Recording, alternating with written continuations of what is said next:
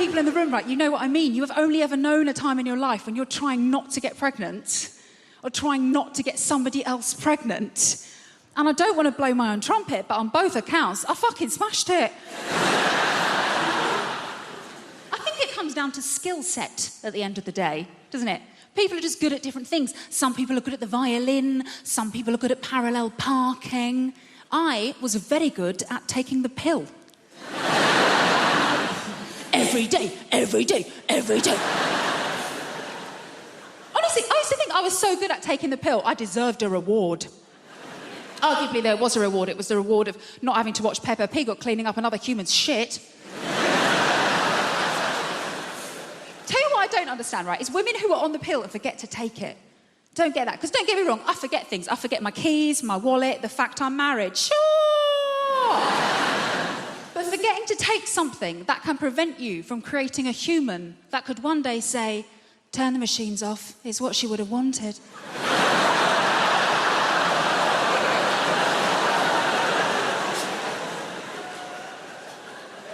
I'm going to remember that one, thank you. Obviously does happen though, women forget to take the pill, they get knocked up. Happened to a girl I used to work with actually, when I used to work in an office, right? And we were chatting about it one day. She was so blasé, we're in the kitchen.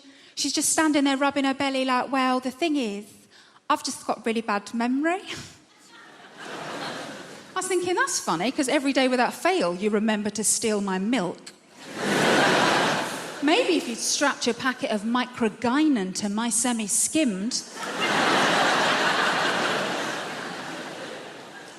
Stephen in accounts wouldn't be telling everyone how you trapped him.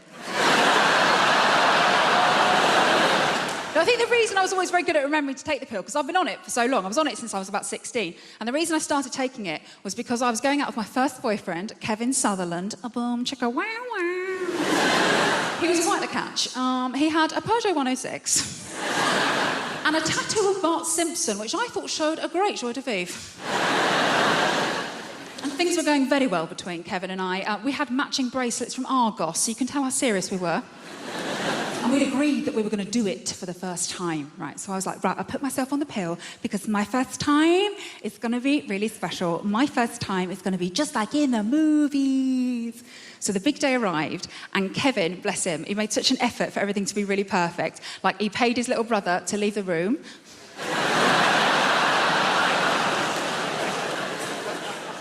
To this day, the most romantic thing a man has ever done for me. And he made a mix CD of all of our favourite romantic songs. You know, like Boom, Boom, Boom, Let Me Hear You Say Wayo.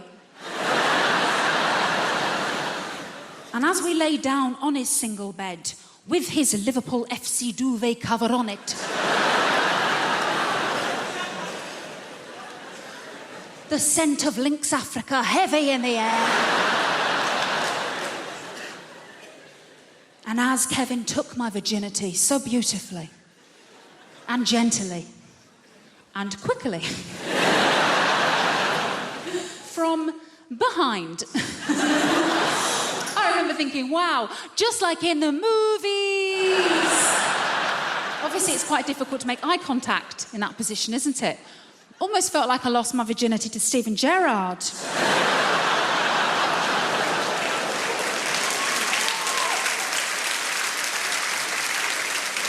I'll never walk alone. I never will. You know, when I found out that I was going to do this gig, I immediately put together a message and I pinged it out on our family WhatsApp group to my husband and my children, because that is the kind of rock and roll comic I am. And my son, my teenage son, wrote back to me at once, and his message said, "Thug life chose you, brah."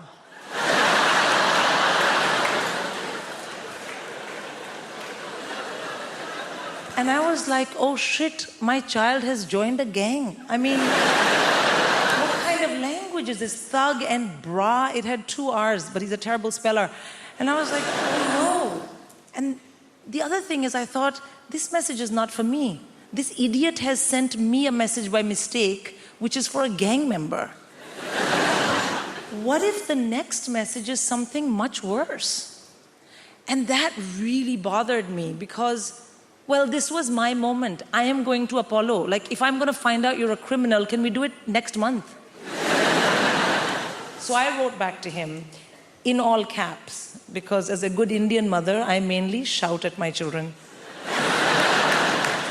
I wrote back, "This is your mom." And he wrote back, "I know, gigging like a boss." Thank you. A boss. Yeah, B-A-W-S-E, boss. And also, please do remember as you listen to the rest of my set this evening that I didn't choose it, but the thug life chose me. That's right. So I have kids. Of course, you love your kids, and it's difficult to raise them. Small kids are very easy, I find. The biggest downside of having a very small child is they are very boring. Yeah, they want to show you they love you by talking to you all the time, but everything they know, you already know.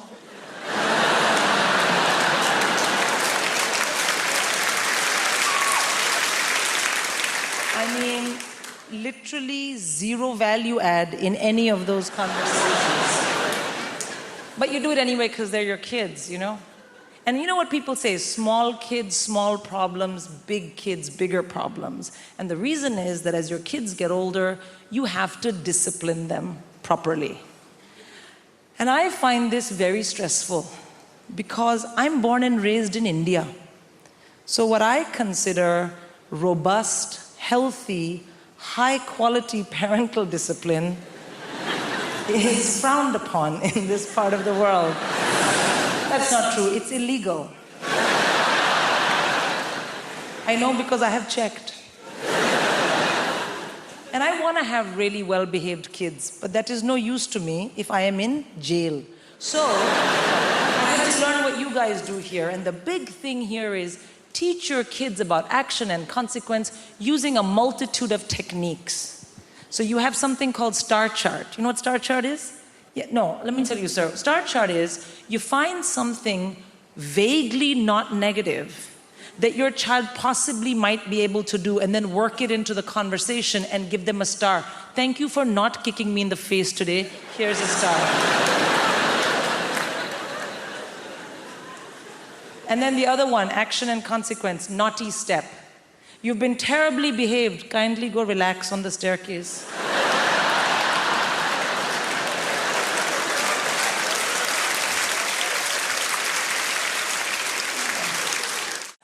I am what you call in show business a triple threat. I do comedy, and I do music, and I will cut you. Just joking, I probably won't. So it's so fantastic to be here today. I will be doing a little bit of music, so if you're a fan of NWA or Snoop Doggy Dogg, then I apologise. I'll be about 3 minutes. So this first song, this is about travelling on a train. Could you give me a cheer, Apollo, if you've ever been on a train before? About half. Okay, great. Lovely. Well, the half of you who cheered, that means you are my target demographic. Congratulations. So I'm going to sing this song. This is about the worst thing any of us can ever encounter on a train journey. Before I sing it, I have had some problems at previous gigs, actually, so I just want to make something crystal clear. If you listen carefully, I'm not even saying the word Hindu.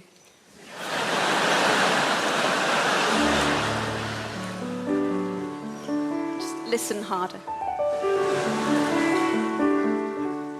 Hindu on a train. Hindu on a train, cowboy hats and penis cakes, neck tattoos and big L plates, and voices like a foghorn in a drain. Hindu on a train, groping every passing male. I suspect you've been to jail, and God willing you might all go again. And although I have so many things to I'm aware that there are 6 of you, and all of you have had more fights than me. I've never glassed someone, but I do know how. Perhaps I'll glass you now. Hindu on a train. You brought your own speakers too, brilliant. To belt out Calvin Harris tunes. I mean, the maid of honor's clearly on cocaine. Hindu on a train. You see me staring and you threaten me. Then drunkenly you all set on me, and with a dick-shaped bottle take your aim. If you only knew, we're not so different, me and you. Just 3 months ago, my friends Hindu, we got drunk and we pretty much hijacked a plane. We were worse than you. We went down on all the crew. Mostly reluctant gay men, some women too. We got thrown out of Spain. You see, we're all the same, but you're not listening, you're bashing out my brain. Hindu on a train.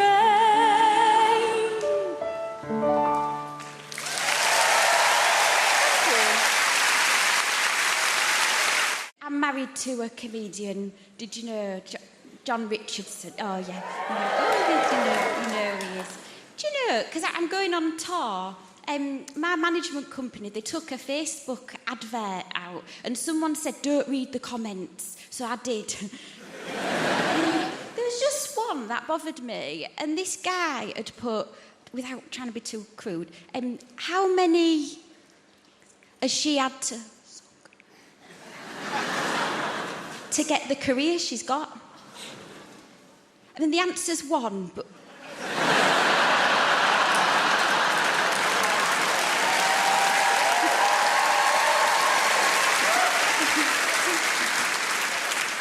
That's weird to applause that, isn't it? It's only weird for my granddad who's watching. That's not weird. You've made that weird for an 87-year-old. Anyway, but the thing, because I don't know if you've noticed, but I've started to do a bit of telly now, and I'm in this weird stage where I'm getting recognised, but I'm not used to it yet. And I walked in a pub last night, and there was a woman staring at me, and I thought, what are you fucking looking at? And then I realised, oh, it's me. I did, you know Michael McIntyre's The Wheel? Have you seen it? The game show? I lost someone £98,000.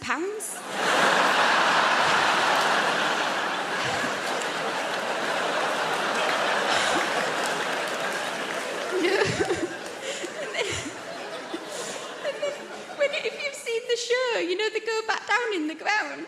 When he went down, he turned to me and said, I've had a lovely day, thank you. That would have slapped me. We're both vegan now. I'm a vegan that likes steak for the iron, and John's a vegan when he's interviewed on TV.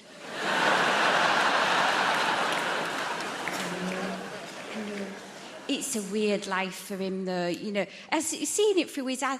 The situations we're getting from... Because he's been on TV 10 years. We went and did this gig, you know, in a school. And then we parked up, and he turned to me and he said, I've got to go. And I was like, oh, all right then, just wait till you get in. He was like, I've got to go now. And he didn't let me get out. He got on the back seat, and luckily we had a bucket because we've been to Seaside. We've got blacked out windows. And I got out, and there was 2 of his fans waiting for him. And they said, we've come all the way from Rotherham to see John. They said, where is he? I said, he's shitting in a bucket in the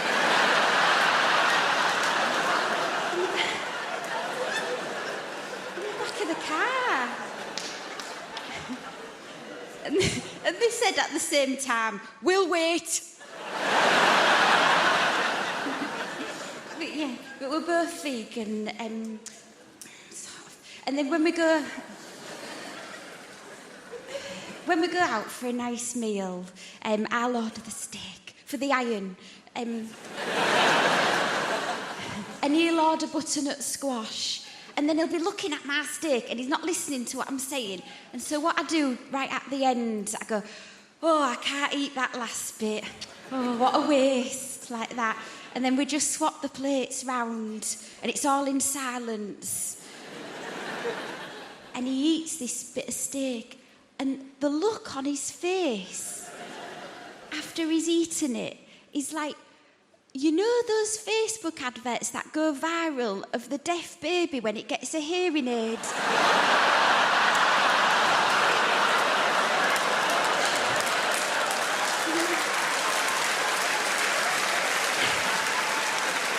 And is its mother talk? That's what it's like. All of the parenting stresses me out. All of it. Like right from the beginning, when you're pregnant, you've got to think of a name for your kid. You're like, right, we're going to have to name it. That's tradition. Going to have to give it a name. And it's hard to think of a name for a kid because that's their name. That's going to be their name all their life if it pans out. And I'm an indecisive person. I struggle to think of passwords for websites, and you get help for that, don't you? Like, oh no, weak. And names go in and out of fashion, don't they? Some names, they can be in fashion, but they don't come back in. We all know those names. And I tell you a thing that's back in fashion now, and I find it fascinating, is virtue names, right? That is back in fashion. Those virtue names is a sort of Victorian notion that if you name your kid after a virtue, they might live up to that virtue. But that's risky business, isn't it? That's hubris. I wouldn't risk it. You could call your son Victor. He could end up a bit of a loser. Ernest, he could become a bullshitter. Grace is an ever-popular name. I wouldn't risk it. You could call your daughter Grace. She could end up a sort of galumphing oaf. Sacking her head on low beams.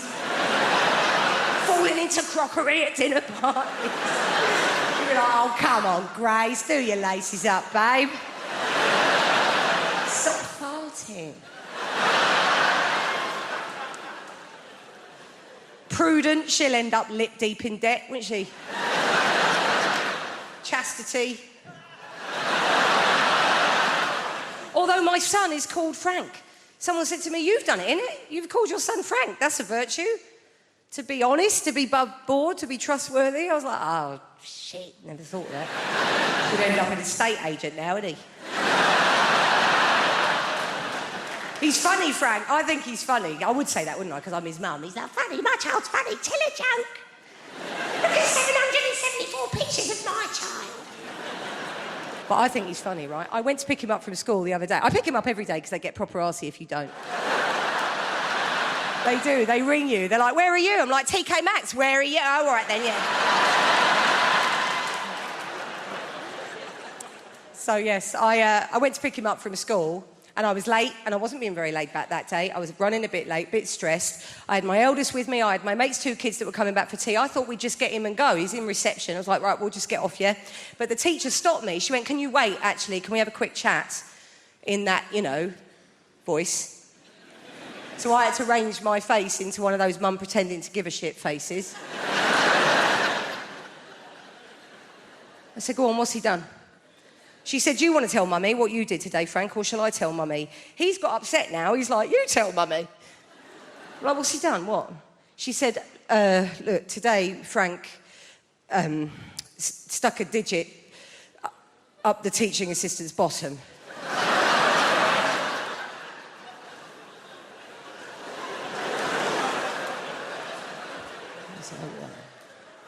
That's not ideal, is it?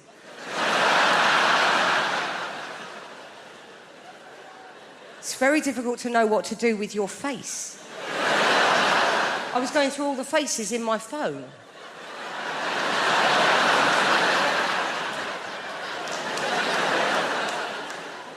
She said, we've talked about bodies, haven't we, Frank? And areas of bodies that we respect. I thought now would be a really bad time to go,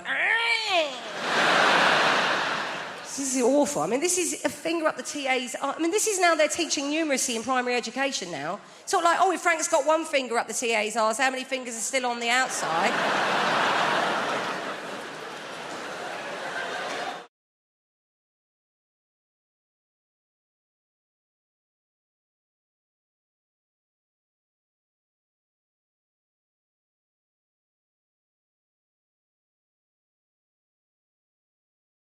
And this is what I'm talking about, the assumption that if you're in a place like that, you obviously are the help. Okay, example 2, that's it, white people. One more example, and then we're moving on, right? I'm on tour in the UK. I'm going up to Leeds. All my team was already up in Leeds setting up the theatre. I'm travelling with my tour manager and best friend, Lila, also a black woman. So I go, you know what? That's Lila. I go, you know what, Lila? Let's not drive. It's a long drive. Let's get a train and go up in comfort. So we rush down to the train station. I buy us 2 first-class tickets. There's a train leaving, so we jump on the train takes off. And we're walking through the train towards the first-class carriage. We walk into the first-class carriage. This white woman is sitting at a table. She looks up, she sees us, and at the top of her voice, she shouts, this is first class! Now Lila goes, what the fuck did you say? And I hold Lila, no, Lila, no. I just grab her by a collar, no, Lila, no. No, Lila, no, Lila, no. No. Watch me humiliate this bitch just with my mouth. Come back.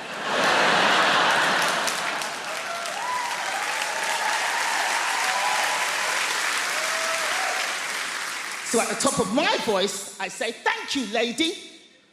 But what was it about us that made you assume that we didn't belong in the first-class carriage? She starts to fumble. Everybody on the train just kind of leans out from behind their seats.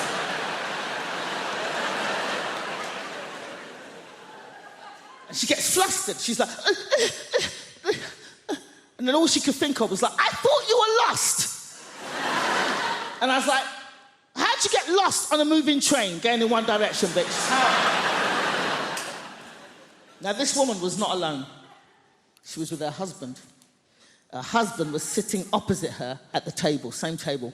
But we did not see her husband's face for this entire confrontation because the entire time he was hidden behind the newspaper, just... His hands never came down. All we saw were his knuckles just gripping that paper. And they were in their 60s. So they'd obviously been married a long time, and he's behind that newspaper going, ah! Nosy, big-mouth cow!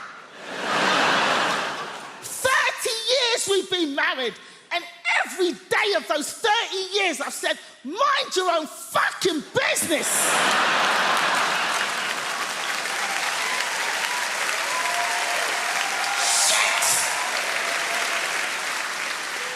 And now we're both gonna get beaten up by these 2 black boys.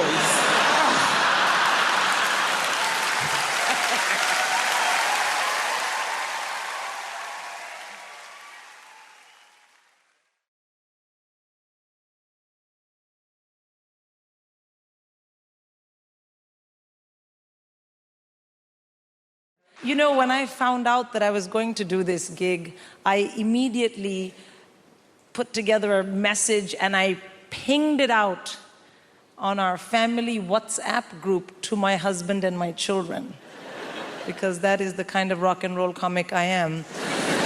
And my son, my teenage son, wrote back to me at once, and his message said, "Thug life chose you, brah."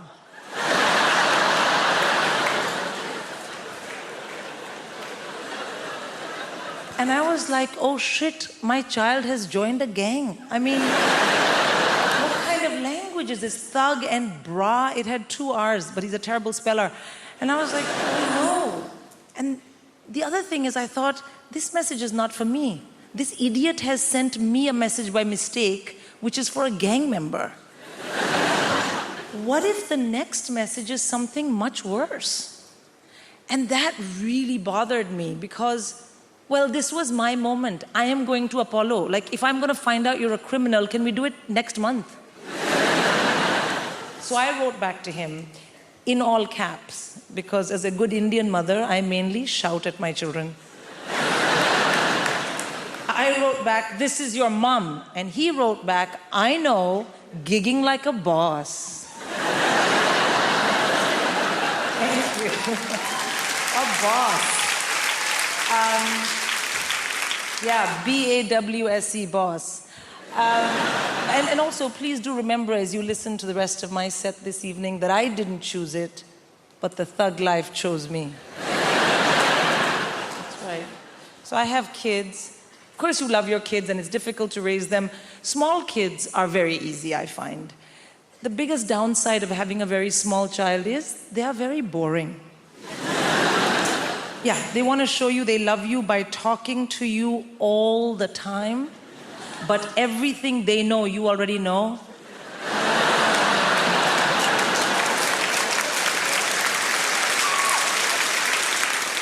I mean, literally zero value add in any of those conversations. But you do it anyway because they're your kids, you know?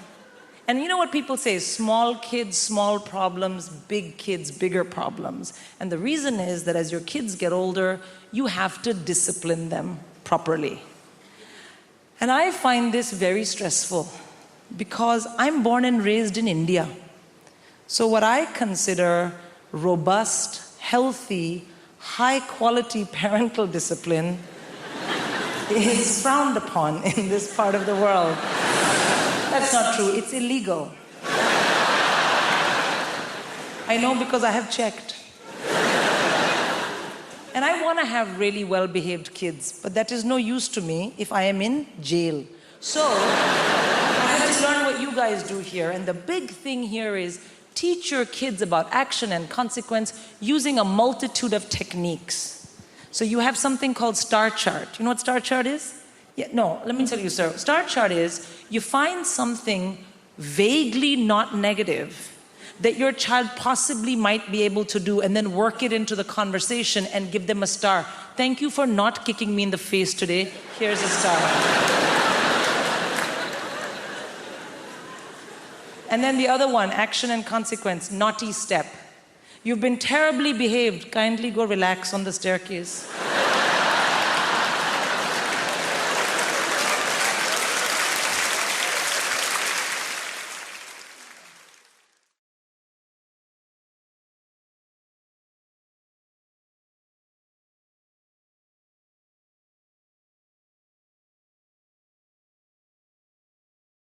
I don't have a kid. I have a wife. That's a start, I suppose. I'm a very happily married man. I'm a man in love, actually. How many men here in love? A few of you. By the way, those of you who are here, any men who are here with women and you didn't react when I asked if you were in love, you have a very frosty journey home ahead of you. That's all I can tell you. That was a good show tonight, wasn't it? Did you not enjoy it? Well, I enjoyed it, but I was listening. You didn't seem to be listening. I was laughing. Well, the Irish guy asked you a direct question. Love is a funny thing. Being in love and falling in love are obviously two quite different things, aren't they? They both have their own merits. They both have their pros and their cons. Falling in love, for instance, is very exciting. I'll give you that.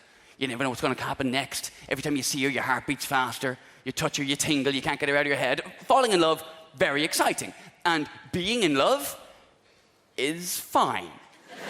So they both have their own merits, is what I'm trying to say there. You try and do things to keep the romance going, and if you're a bloke, that's your job. And if you're a woman, your job is to tell us if we're doing our job correctly. We try and do things to keep the romance going, but every now and again, ladies, you might do things that'll suck the romance back out again. Like ask us questions. Stop doing that. I don't mean questions like, where you been till now, who are you texting, what are you doing on the net at this hour? They're fair enough.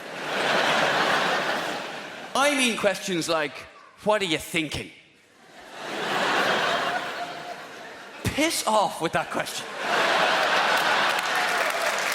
What are you thinking? What is your obsession with what we're thinking? Can that be the one thing that remains exclusively mine? We share everything. The house, the bills, the friends. Can the content... No, I want that too. Come on. Why can't you women show us men the same courtesy and consideration we show you and not give a shit about what we're thinking? Why can't you do that? Because do you want to know the honest answer to that question? As soon as you say to your man, what are you thinking? Do you want to know what he's thinking? He's thinking, shit, better think of something to say, I've been thinking. That's what he's now thinking. Whatever he had been thinking before you asked that question, no matter how reasonable or innocent the thought was, it has gone now. Scuttled off into the corner of his brain in a panic to make way for all the little men that are now running around his head going, what are we thinking? She's asking! Quick, give me something to make it good. Somebody, you, what do you have? What do you have? She won't believe that in a million years. Come on, lads! You. That's not even a real place, for Christ's sake! What do you have? That's your sister. What are you trying to do to us? And the reason we panic is because we know the truth won't do. The truth, 95% of the time, is the word nothing. That won't do at all, will it? What are you thinking about? Nothing. You can't be thinking nothing. You have to be thinking something. Everyone has to be thinking something. Ladies, you should never underestimate a man's ability to be completely and utterly vacant. Seriously.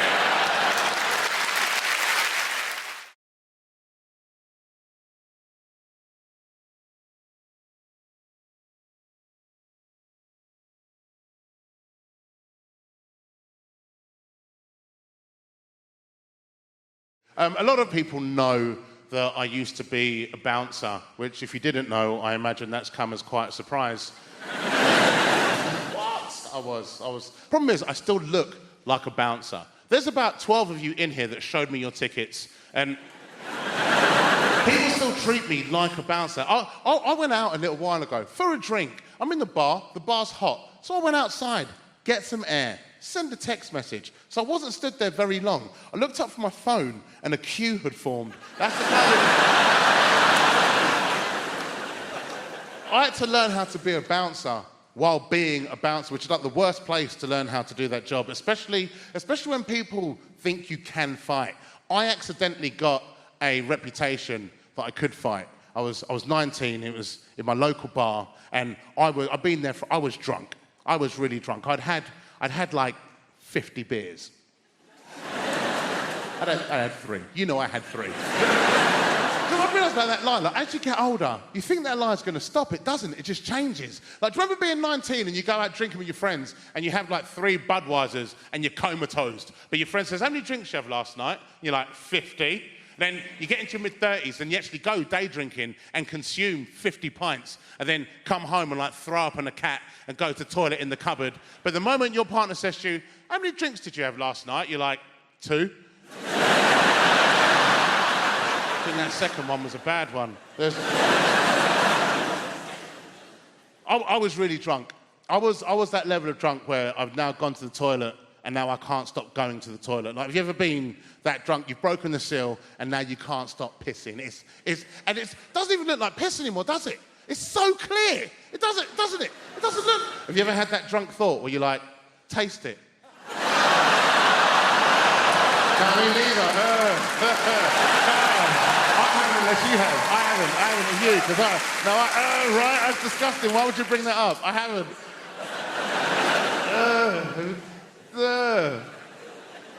I was really drunk, and a fight kicked off. This guy threw a drink in this lady's face, and then he punched a bouncer and tried to run out of the club. And as he's gone to run out, I've gone to lean on the bar because I need a nap. And he tripped over my leg and hit his face on the bar, knocked himself clean out. Now, I'm stood over this dude. And I'll be honest, I was just trying to figure out if I was in the toilet yet or not. And I stood over this guy, and the owner of the bar came up and he shook my hand. And he said, well done. I was like, Then the barmaid came over and she went, yeah, look at him, and he's pissed himself. I was like, yeah, he's...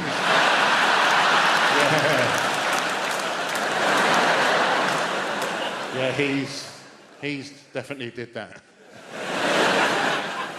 There's a lot of misconceptions about bouncers as well. People think we know a lot more about star signs than we really do.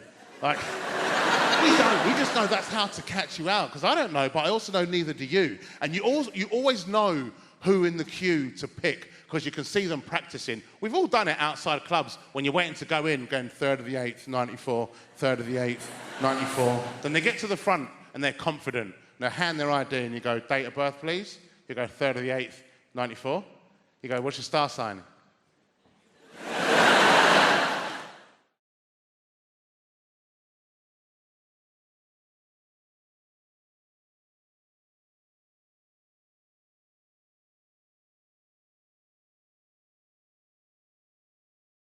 And my parents came to this country as refugees, right? Refugees, right? That's always a bit of a contentious topic. Whenever you mention it in this country, right? The refugee crisis. But it's like, guys, nobody's coming over here because they like the idea of Nando's and a Wetherspoons, right? Nobody's coming over here on a dingy little boat going, oh, I wonder what All Bar One is like. Yeah?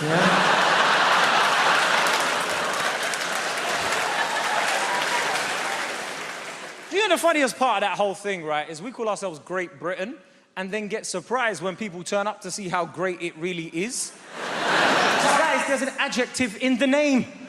No other country on earth has that. You don't have bang in Bangladesh. Do you know what I mean? Like... Now, my parents came over here, they came over here for a safer life back in 1990 as refugees. My dad was part of the resistance fighting against Saddam Hussein's regime, so they came over here for a safer life. They were fleeing war and persecution, came over here for a safer life and ended up moving to Brixton, South London, right? Yeah, not this new Brixton, yeah? We've got hipsters walking around going, oh my God, I love the reggae.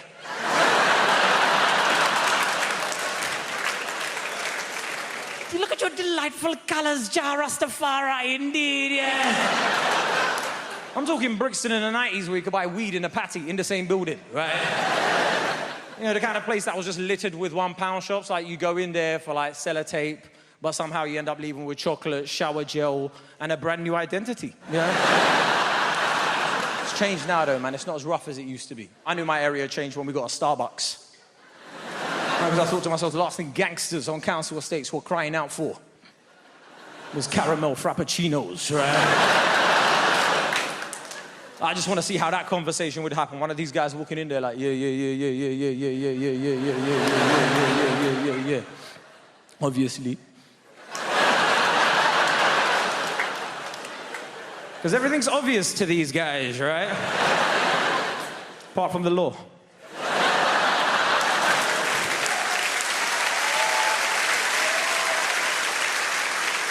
He's looking at the menu. You can imagine his confusion when he sees the word panini. Okay, there's a panani in here, okay.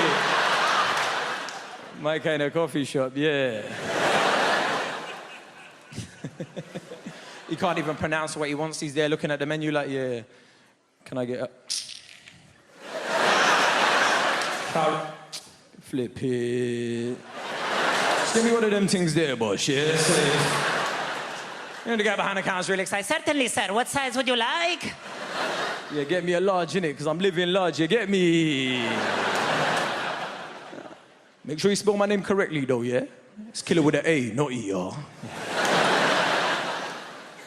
Now, I realised my area had properly changed, right, when I was in Lidl, right?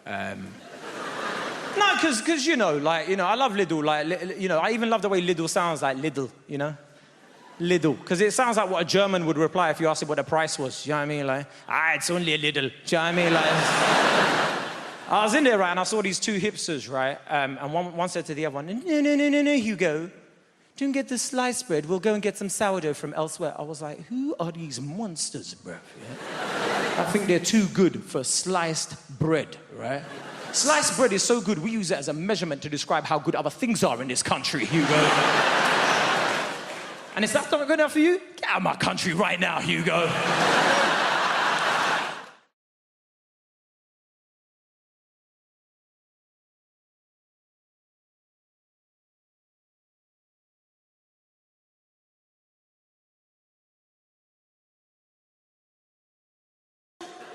I was going to be a doctor, got as far as A-level biology, and we had to cut open a rat. Remember that? You had to cut open a rat, and I discovered I couldn't stand the sight of blood or anything vaguely biological. Just had to switch it up. I was like, Mum, I had to tell my mum the doctor thing wasn't going to work out but it was all right. I said, I'm going to be an engineer. And my mum was like, engineer? It is on the list? Okay. And then she turns to my younger brother. You will be the doctor.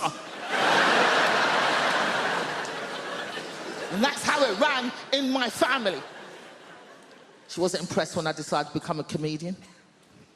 That conversation didn't go very well because I was an engineer. I worked as an engineer for years. I used to work for Otis, repairing lifts. That's what I did. And my mum was proud. Yes, my daughter, she's an engineer. And then I left that and decided to become a comedian. My mum was not impressed. She's like, comedy. Comedy? What the hell is comedy? I'm going to tell my friends in Nigeria. My daughter is a clown.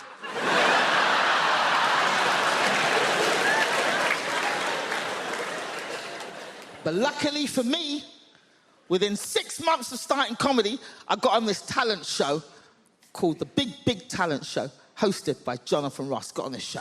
So I called my mum. I was like, Mama, I got through to this big talent show. It's going to be on TV. I'm through the quarterfinals. And my mum was like, oh, yeah, that's good. Very good. Interesting. Very good. Call me when you get to the final. I'm not interested in this quarterfinal, semi-final rubbish. Call me for the final. So sure enough, I got through to the final, filmed live on television, live. Jonathan Ross is hosting, and my mum comes down with her entourage, because my mum does not travel without a Nigerian entourage. So I do my set. Jonathan Ross is interviewing me after my set, and he sees my mum in the audience, which was not hard to spot. It was literally white people, white people, white people, and then a bank of African royalty just...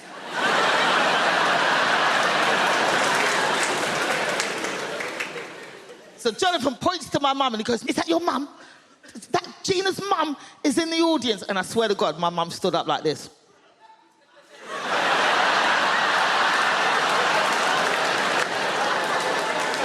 Yes, that is right. I am the reason the clown is here. I am the reason. I always knew she was going to be a clown. When she was 3, I bought her the big shoes. So my mum only comes out for the big shows. She only comes out for the big shows. And in fact, my mum is here tonight. Where's my mum? Where's my mum? Where's my mum over there? She's here. Where's your mum? Oh, look at her, standing up. Look at her, there she is. All right, you can sit down now, mum. You can sit down now, mum. This is my show, mum. It's my show. It's my show.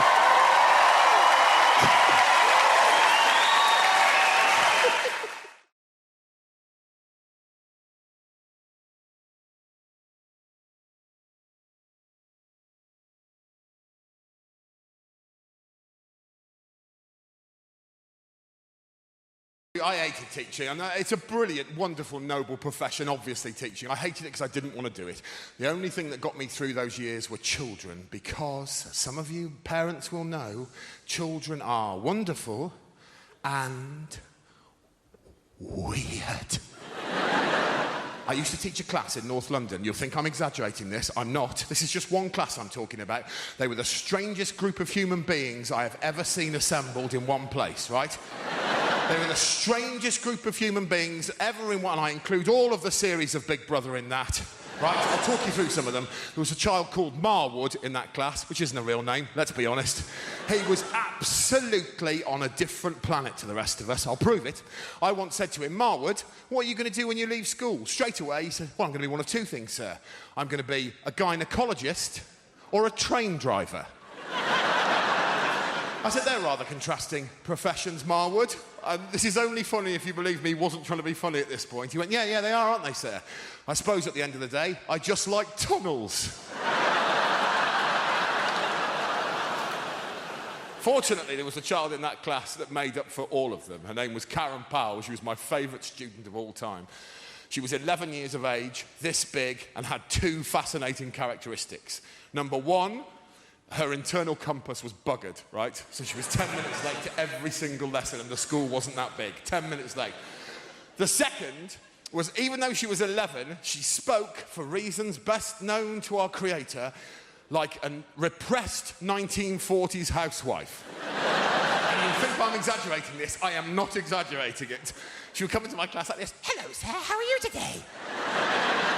I say, I'm fine, thanks, Karen. How are you? She goes, yes, I'm very well, thanks. And I say, I'm very much looking forward to today's improvisation. I'll give you an example of her compass. She came to see me after a lesson. This is all verbatim quote. She went, excuse me, sir, can I have a word with you, please? And of course you can, Karen. What's the problem? Because I just wanted to say that I thought my performance in your lesson today was a little below par. I said, really? I thought you were great. No, I thought my use of characterization was paper thin. Thought the way I moved around the space was appalling. And my group work was something to be condemned, and I would like to offer you my most humble of apologies. I said, you listen to me, Karen, pal. You never need to apologise to me. You are my favourite pupil because you make me laugh my head off. Now go outside and enjoy your lunchtime. You've deserved it. She said, you know what? I think I will. I turned round at that point to do a little bit of admin, ladies and gentlemen. Karen was then faced with a choice. She could leave my room via the only exit, or she could go into my costume cupboard. I don't know what happened, but for safety, I'll tell you this. I locked my costume cupboard before I went for my lunch, then I went away for a whole hour.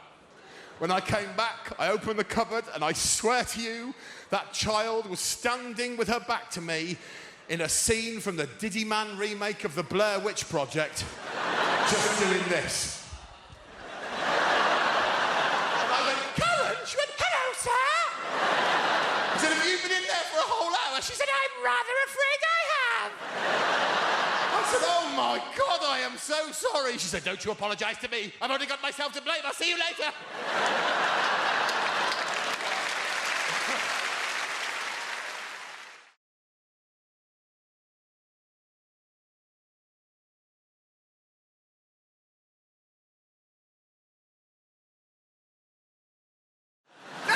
I've met some crazy people and with some crazy ideologies. One of the craziest people I met, and the funniest, were these guys called the Black Israelites. If you don't know the Black Israelites, right, it's a group of black dudes in New York, right? And they think the black man's the original Jew, right?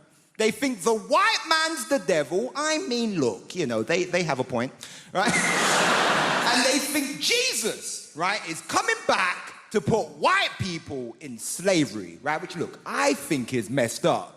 Because I think white people would make terrible slaves. Do you know what I'm saying? You know, you whip them once, they run to the manager. You know, you try and give them bread and water. Is it gluten-free? No. It's not gluten-free. I know some old white woman making my dinner and stuff like, Margaret, if you make me another shepherd's pie, I'm gonna sell your ass. The sandwich porch. Start selling people. I don't know. I get called a lot of stuff now. Especially with the internet, I get called tons of stuff. I get called racist words, and I get called racist for making jokes about white people. I just want to say my mom's white. I have one at home. She's fine. I have no issues with white people. Love white people, right? But everyone calls me mad things. And I'll be honest with you, when you get called a lot of stuff, you have to have a thick skin. You can't let it bother you, because it'll just get you down if you always listen to that stuff. And it's never bothered me, except for one time. Someone said something about me, and it just really annoyed. Basically, someone called me middle class, and it just really... I threw my avocado on the floor. I was perturbed. I was like, mother, take this away. I can't finish this avocado. Middle class? I ain't middle class. I'm not you. I'm from Ilford, man. If you don't know Ilford, it's in between East London. Don't you cheer Ilford, goddammit. Ilford is horrible. It's in between East London and hell. That's where Ilford is. Don't want to go Ilford, right? It's that weird thing. It's like you work hard and then people think they can take away your identity from you. And that's like a weird point. It's like you can't be working class because you've worked hard. You get to play lovely gigs like this. You can't be what you are. And the thing is, I am working class in my heart. But there's a conflict. My brain says different sometimes. You know? Like sometimes my friends will call me from prison. It's just what it is. It's just what it is. They'll call me up and they'll be like, yo, Jamali, you need to start repping for the mandem. And I go, you know what? I need to start repping for the mandem. They say, you need to start saying free the mandem. I'm like, you know what? I need to start saying free the mandem. And that's in my heart. I believe that. We should free the mandem. But then my brain goes, yes, Jamali. But now you have stuff they want to steal. So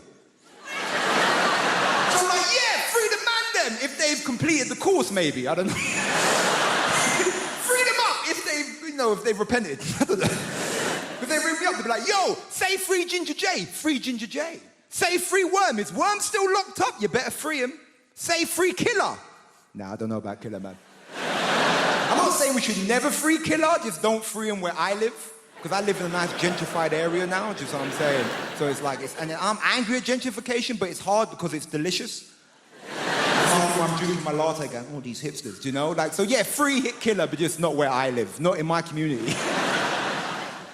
Because gentrification is a weird one, because does anyone remember when London was shit? Like, Hammersmith was shit. None of you would have been able to be here. It was that bad. It was never Peckham shit. Peckham was shit. I go as far as Bethnal Green and look at Peckham through a telescope. That's as far as I go. But gentrification is a weird one because can we disagree that you see like middle-class hipsters that moved to the ghetto pre-gentrification are some of the most bravest people in the world? Only a hipster can go to the hood and go, no, I see potential. Seriously.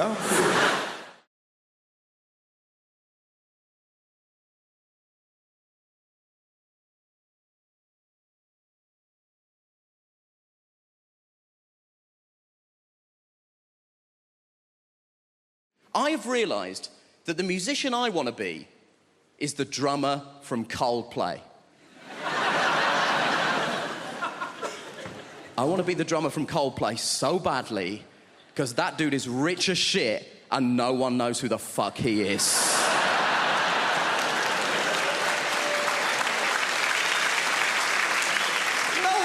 Who the drummer from Coldplay is. He could be here and no one would know. It could be you, it could be you, it could be you. I'm not sure it's an Indian woman, but it could be. We don't know. I'm obsessed with the idea that this guy has the best life in the world. And I was telling my friend about this, and she tried to tell me something that she was trying to portray as a bad thing. Apparently, he loves Game of Thrones, so he said to HBO, can I be in Game of Thrones? And they were like, yeah, man, you're the drummer from Coldplay. You can do literally anything you want. We'll restart The Sopranos if that's something that will make you happy, right? Now, he is in Game of Thrones.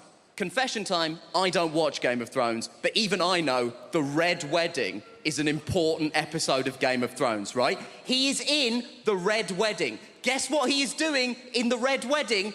He is the drummer in the wedding band. That is the extent to which this guy's anonymity is a borderline superpower. He is in the most famous episode of one of the most popular television shows in the world, doing the thing he is famous for, and no one noticed.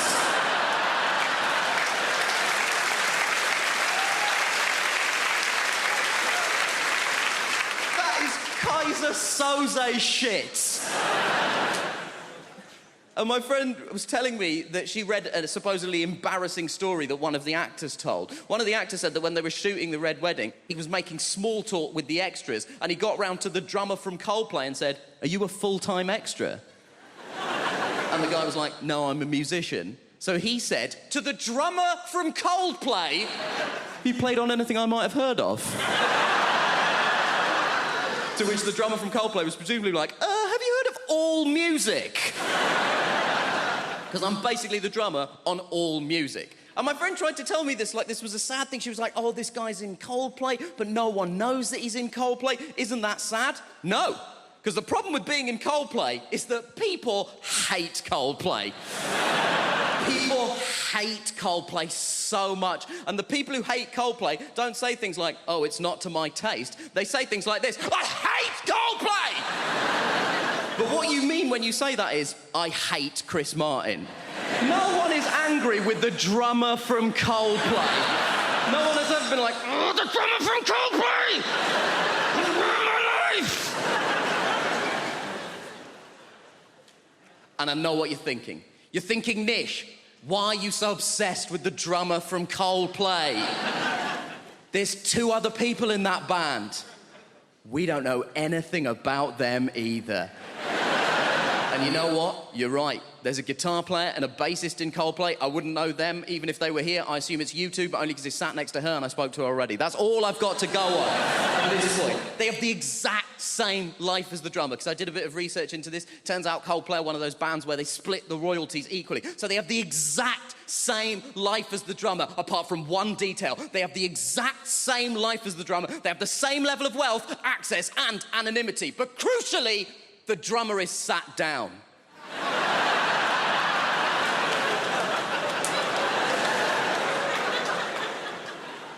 And that is the dream.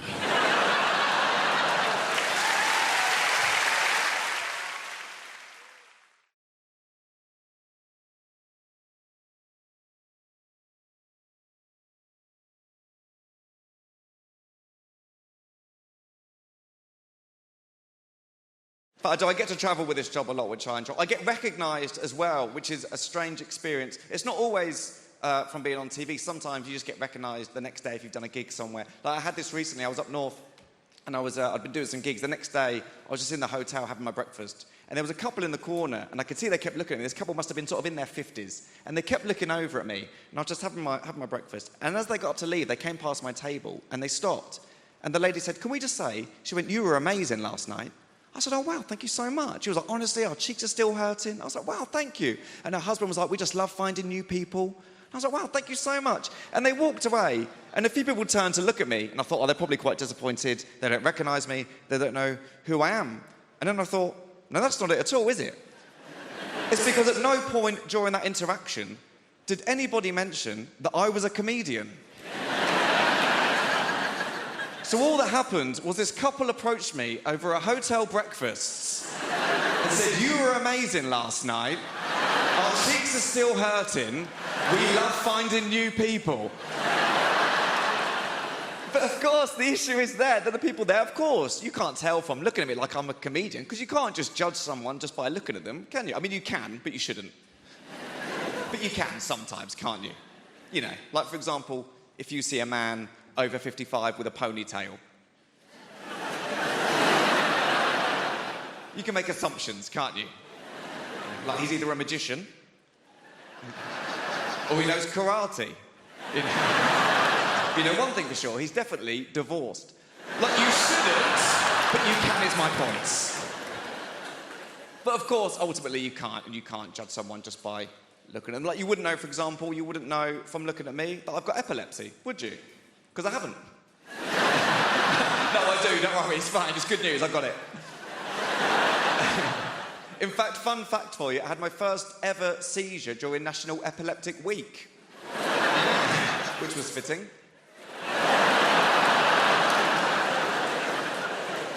I'll tell you about the first seizure I ever had. Is that okay to do?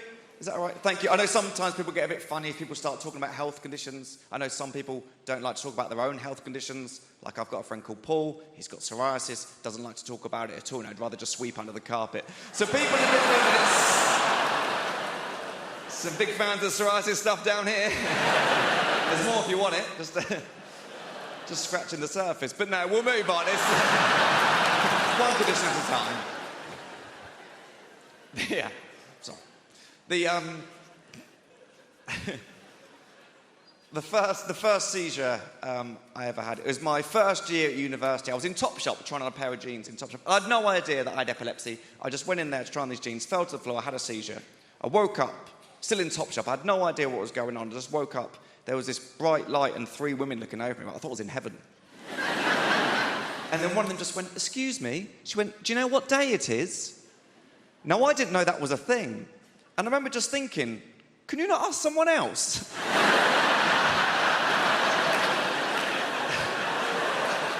So to me, this woman had just walked into Topshop and just gone, "What day is it?"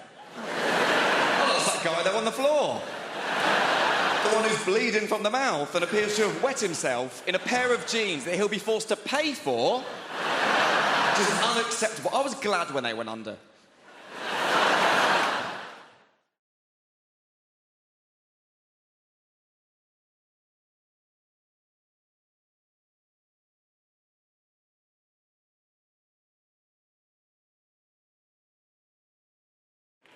My girlfriend said to me, "Have you been having sex behind my back?" said, who the fucking hell do you think it was? And another thing, it wouldn't kill you to look round once in a while, check how I'm doing. Well, I'm Jimmy Carr, and we've got Alan Carr on the show later on. How about that?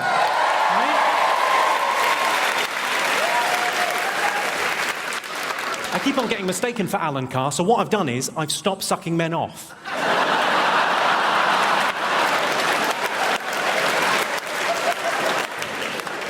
Don't get the wrong idea. You know, I'm a very gay-friendly act. I was asked last year to judge Mr. Gay UK. I said, no problem at all. He's against nature and against God, and he's going to hell. Right, who have we got in the audience this evening? We've got Nikki Hamilton-Jones is in. Hello. I've seen your show. Yours is the one where you get ladies naked and then they cry. We've all been there. For me, that's a very successful Friday night out. Have we got James Morrison? Is James Morrison in the house? Where's he? Can't believe it. Hello, James. How are you? An amazing musician, especially if you find James Blunt a bit rocky.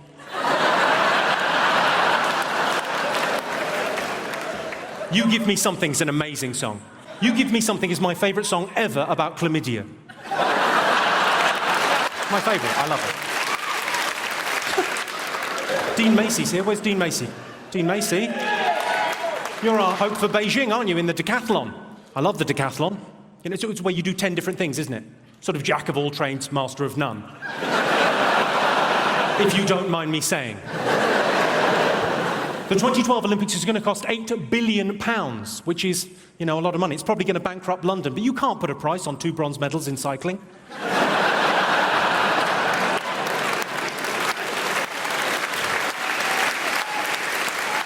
Incidentally, ladies and gentlemen, the highest speed ever achieved on a bicycle was done by a British man, 166 miles per hour on a bike.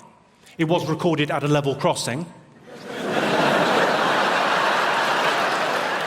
£8 billion is a lot of money. I mean, for that kind of money, we could have another 3 weeks in Iraq. I don't have a stalker, but I do have a woman that sends me pants in the post. Thanks, Mum. People ask me how I relax, so I tell them. I put Smarties tubes onto cats' legs to make them walk like a robot.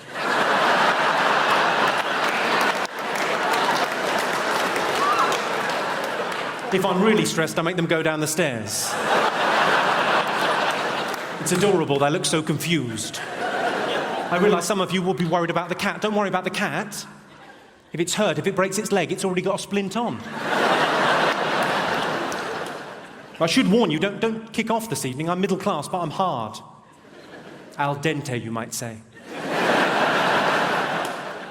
If you got the al dente reference, you're middle class too. Well done. I've got quite a posh voice, though. Would you agree with that, Hammersmith? It's quite a posh voice, but we've all got a phone voice. Mine's quite breathy. I quite like those phone sex lines. I like them because they're the only place in the world where premature ejaculation is an advantage. I once came in under 75 pence.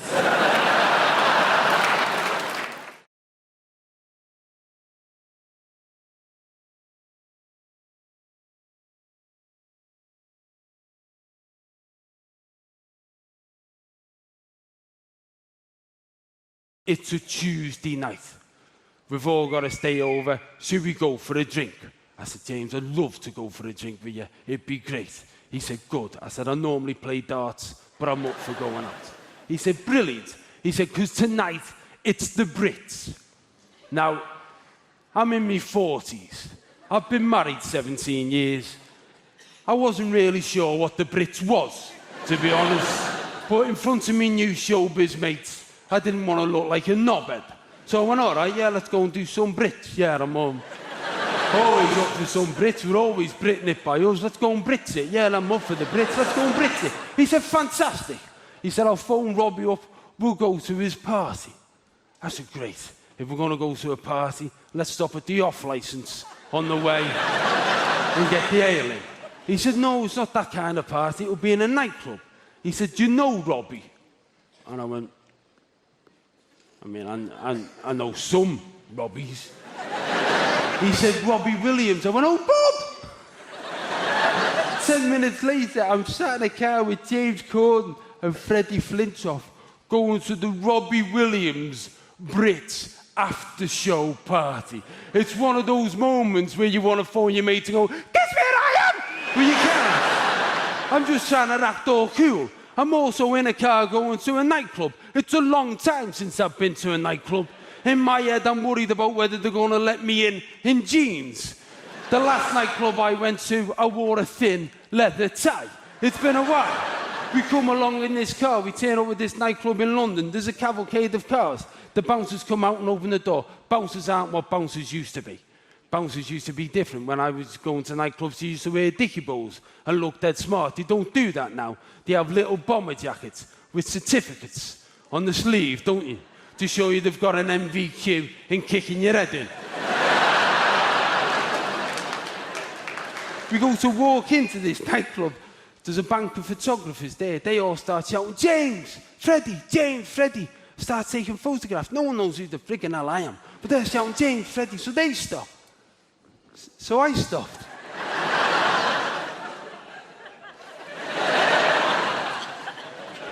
Goes into the nightclub. It was a bit loud, to be honest with you. It was a bit loud, and there was a lot of songs without words, a lot of boom, boom, boom. And I had a really good book that I was halfway through, so I didn't want to stay out late anyway. And also, Robbie wasn't there, which disappointed me immensely. I spent all night hoping to bump into Robbie Williams. I spent all night walking around with a bottle of beer in my hand in case I bumped into Robbie Williams, so I could say, oh, do us a favour, Robbie, take that. I know. Shit joke, but who else you going to do it with? So I spent all night doing that. Goes home, woke up the following morning, one of my mates phoned me up. He said, where were you last night? I said, look, I'm sorry I missed it, Dad. He said, where were you? I said, I was just working. He said, I know where you were. I said, what do you mean? He said, you were out in London, weren't you? I said, what do you mean? He said, get up, have a look on the Sky News website, have a look in the showbiz section, look at the Brits after show party. I said, look, mate, I said, I don't want you to think I've become a champagne Charlie. I was just out with some lads from work. We were going to this thing. We had to stay over. He said, just get up and have a look, knobhead. I got out of bed. I looked on the Sky News website. I looked in the showbiz section. I looked at the Brits after show party. There was 42 photographs. Photograph number 39 was a picture of me, James Corden, and Freddie Flintoff walking into the Robbie Williams party. The caption next to it said, an unlikely trio. It said James Corden and Freddie Flintoff arrived at the Robbie Williams after-show party with Bez from the Happy Mondays.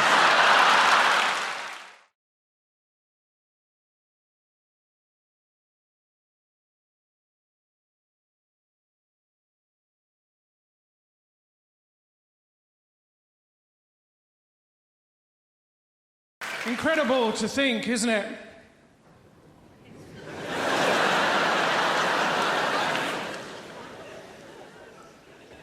But the Chinese language started off as English in England. Then one person whispered it to another person.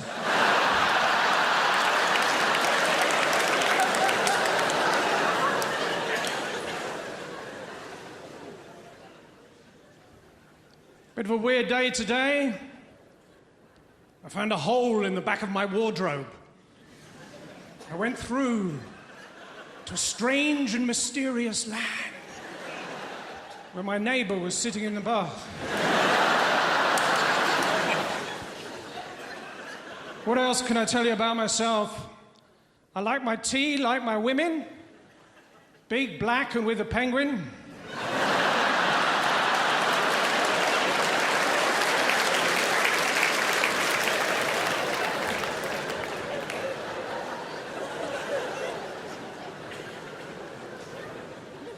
Obviously, I'm Caucasian. Yes, my mum's from a city in Ireland and my dad's Japanese.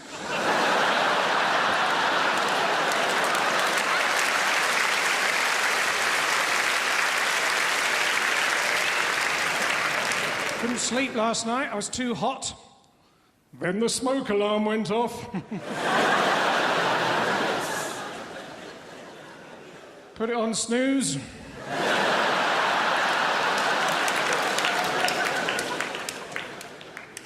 Then the phone went off. Picked it up, a voice said, "Can you speak?" I said, "How did you think this conversation was going to work?" And I recognized the voice of my mother, the very woman who taught me to speak in the first place. She said, "Listen, it's your dad." I said, "That is the worst impression."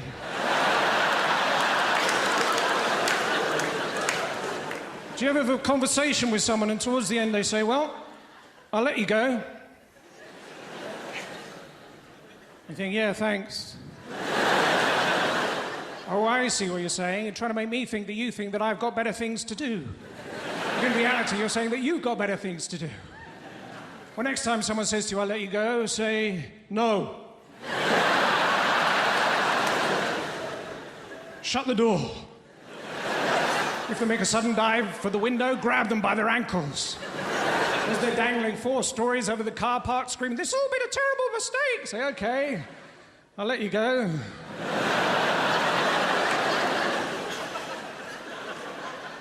So it turns out, not all horses are Trojan horses. I know that now. That was a messy afternoon.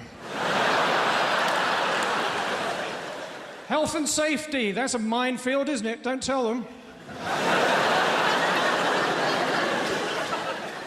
I used to work in IKEA, selling over 7,000 different items. Give me a number between 1 and 7,000, I'll tell you about it. 8, sorry, out of stock. Well, it's not easy traveling around all the time, being on the road. Oh, no. The AA, RAC, green flag, don't get me started.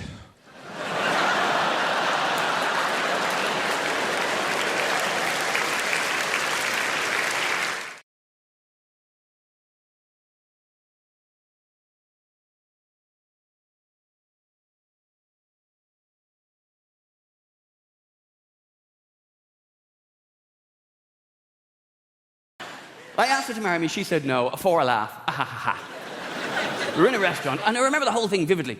And here's another damning indictment as well on the state of our relationship. She told me this afterwards. Apparently, she knew I was going to ask her to marry me that day because, quote, "I'd been really nice to her all day." Kind of feel a bit bad about that. We were in a restaurant. I remember I kept trying to get the conversation round to the subject of us. You know, and where we're going in our relationship and that sort of thing. Because you can't just go from a standing start to a proposal. You can't just go, you know, "How's your dessert?" "Marry me." It's got to be a bit of finesse. And if you do, lads, try not to make it sound as needy as I just did there. "Save a drowning man." That's not safe. We were in a restaurant, and I'm trying to get it onto that subject, onto that, you know, subject of conversation. She, however, had had about 3-4 glasses of white wine at this point. And Wurzel had his talking head on. She would not shut the hell up. And it wasn't that she just kept talking, she kept interrupting me and changing the subject. It was a baby, you and me. It was a children's TV program. Never really cared for it. More of a heads and tails girl. Don't you know me at all? I mean, as a couple of tequilas, shots, whiskey, what do you want? Shut up! After 20 minutes of trying to talk about us and where we're going in our relationship and what the next step of our relationship should be, and her wanting to talk about anything but our relationship, I began to think, wow, this must be what it's like to be the woman in a relationship. Anyway, the old switcheroo. Anyway, eventually, I get her onto the subject of us long enough to pop the question. I go, "I'm asking you to marry me." And she says, "No." And I say, "What?" On the outside. On the inside, I'm going, "You what?" And then she says to me, I swear to you, with tears rolling down her rosy Derbyshire cheeks, as she theatrically pushed the ring back across the table towards me, she goes, "I can't marry you." And I went, "Oh." And she went, "I'm only joking."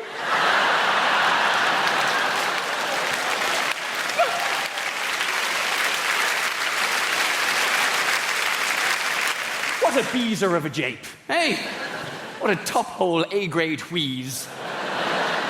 That's some funny shit right there. Ladies, not everybody's comedy show has to have a moral or a message or a meaning, but if mine had one, would probably be something along the lines of, for Christ's sake, don't ever do that.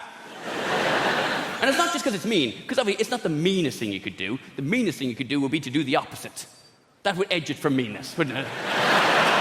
Will you marry me? I'd love to. Psych! That would be mean. I'll give you that.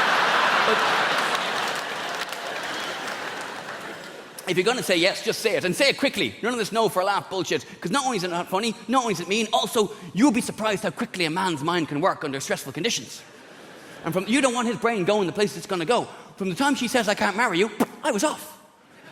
Like, oh, she doesn't want to marry me. That's a shame. I thought I was in there. Well, we may as well break up. Not a lot of point in continuing with what is quite clearly a farce of a relationship. I suppose I could buy her out of the house. Maybe we could sell the house, split the money down the middle. Get myself a little bachelor pad in the West End of London. Have the lads round for drinks every night. God, it's been ages since the lads came round for drinks, hasn't it? Yeah. Maybe not even London. Maybe I'll move back to Ireland or move up to Scotland. Oh, you know what? I'll go to the States. I'll call that agent that I met in Montreal. Get that ball rolling. Go to LA. Try and break the States. To hell with LA. I'll go to Vegas. I'll become a lounge act. I won't make a lot of money, but I'll shag dancing girls every day and take drugs every night. I'll be dead by the time I'm 50, but I'll have a laugh. I'll do what I like. I'll do whatever the hell I want with my life. I'm only joking. Okay.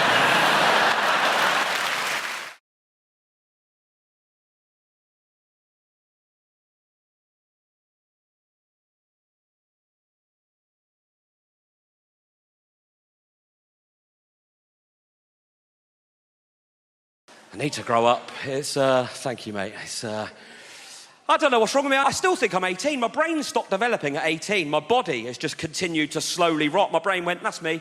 I'm going to stay put, 18. That'll do me. My body did not have that luxury. That has continued to slowly rot and decay. And what will happen in this situation? Your brain will start saying yes to stuff that your body can no longer cope with. For example, a couple of years ago, I went to see the Stone Roses at Wembley. Now, yeah, a little whoop over there. I tell you, I felt like whooping when I was invited. I tell you when I didn't feel like whooping, mate, when I'd been there for about 3 minutes. Because when you're in your 40s, that's not a party anymore, that's an ordeal. Hottest day of the year it was, 32 degrees. I'd spent 10 hours stood up in the blistering sunshine. My back was killing me, my balls were sweating. I took no sun cream, I burnt my forehead, my chin and my eyelids. I looked ridiculous. 4 flights of stairs, up and down to the nearest bar, to keep walking up and down to get beer. I tell you what, it's very difficult to convince yourself you're still 18 when the new trousers you're wearing are giving you a blister on the underside of your belly. I didn't even know that existed in my teens, did you? A belly blister? I didn't even know that happened. I knew I'd messed up. As soon as I got into Wembley Stadium on that fateful day, I knew the whole thing had been a terrible, terrible error, because it was all guys my age. Yeah. 40s and 50s, all wearing the same clothes that we used to wear back in the day. Parker jackets, gazelles, bucket hats, mad for it, man, yeah. It didn't look like a gig, it looked like a historical reenactment. The Battle of Britpop, 1996. And it won't stop me going, because this is a hit of nostalgia for me when I go and see these bands. These are anthems from my youth. You know, Step On, Happy Mondays, You're Twisting Me Melon, man. Loaded by Primal Scream, probably the biggest one for me. An absolute classic from my youth. You know that one? Oh, what a tune. Just what is it that you want to do? We want to be free.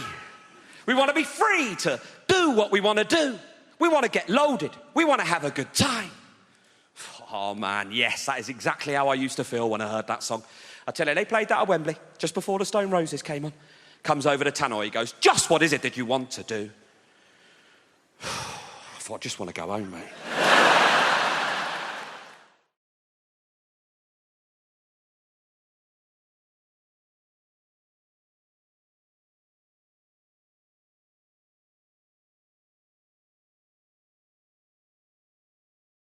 As much as you want to save animals, I'm pretty sure you're not going to do it by buying cosmetics. Pretty sure you can't walk into the body shop and buy some burdock root peppermint oil foot scrub. And some little badger somewhere in Scotland is going to go, wow, I feel a whole lot better about my life right now. Somebody's buying that burdock root peppermint oil foot scrub. I don't see the point in testing cosmetics on rabbits anyway, because they're already cute. Slather some lip gloss and eyeliner all over them. Now they're all gussied up like some $3 whore. There's no dignity in that for a rabbit whatsoever. You want to test out cosmetics? Test them out on big game, because they stink. Get up under a hippopotamus there and get some roll-on deodorant under his armpit. See how fresh and self-assured he stays all day, huh? Little lip gloss on a beaver. Real beaver. Stay with me, fella. Real beaver. Right? Dam building, log-eating beaver. If he's charged through 60 logs and he's still wearing that lip gloss, that's some damn good lip gloss right there, ladies and gentlemen. You know this whole thing about, you ever meet someone famous and you tell your friends, and then they say, well, what was he like? Because all they really want to hear is that he was a prick. That's why they like to say Tom Cruise is the nicest guy in Hollywood. And I always think, well, if I was making $8 million a film, I'd be nice too. Jesus Christ. But I'm not sure he is that nice. Because I always read these articles about how he's so insular and he's into his Scientology and he, stays at a hotel, won't make eye contact with anyone in the hotel because he doesn't want to talk about the plots to his new films. Apparently, as if staring Tom Cruise in the face, he would just crack under pressure. What are you staring at? Hey, you want to hear about my new film? Ever seen a Tom Cruise film like he couldn't figure out the plot in about 18 seconds? Oh, Christ. He's a cocktail maker. He's a pretty good cocktail maker, too. Till he has a crisis of confidence and can't make cocktails anymore. Then he meets a good-looking woman who talks him into being a better cocktail maker. A riveting piece of cinema that was. Then he's a race car driver. Pretty good race car driver, too. So he has a crisis of confidence. Can't race cars anymore. Then he meets a good-looking woman who talks him into being a better race car driver. Then he's a jet pilot. Some of you are starting to see a pattern emerge here. Pretty good jet pilot? Yes, he was. Until he had a crisis of confidence, couldn't fly jets anymore. Then I believe he met a good-looking woman who talked him into being a better jet pilot. Then he was a sports agent. Then he was the brother of a retarded guy. He was a pretty good brother of a retarded guy until he had a crisis of confidence. He wasn't so sure he was such a good brother of a retarded guy. And then he met a good-looking woman who talked him into being a better brother of a retarded guy. Then he was some kind of, I don't know what he's in now, War of the Worlds. Maybe he fights the world. And you know what? I bet he's a pretty good world fighter. But at some point he'll probably have a crisis of confidence. He'll meet a good-looking woman who convinces him it's okay to fight the world. Could be a Scrabble player for all I care. He's a pretty good Scrabble player. Until he draws all vowels. Has a crisis of consonants. And he meets a lovely Welsh woman who teaches him a lot of words he's never heard before.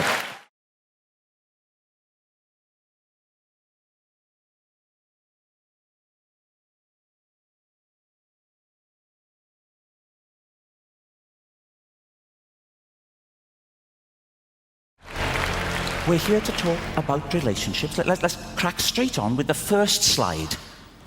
Don't laugh at that. That's not meant to be funny, please. Let's not have another Folkestone on our hands, please.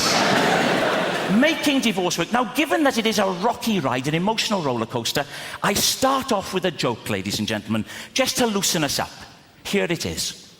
If you're going to get divorced, you have to be like the man in the toll booth. Why is that, Keith? Well, you have to be willing to accept, this is the joke, change. It's a zinger. When you divorce, there is sweeping change. Change is right across your life, in every area. One of the first things to change is the locks. You please don't laugh at that, please.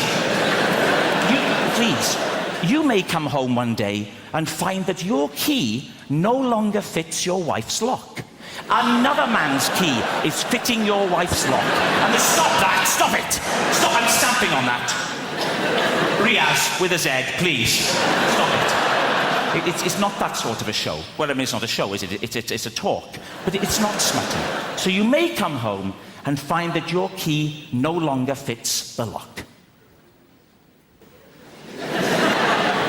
Good. Yes, it can. And it can be very difficult to tell why a relationship is going to go wrong. Why is that? Well, I think it's because at the beginning of any relationship, when two people get together, there's always a sense of what? Hammersmith, at the beginning of a relationship, a sense of... Pardon?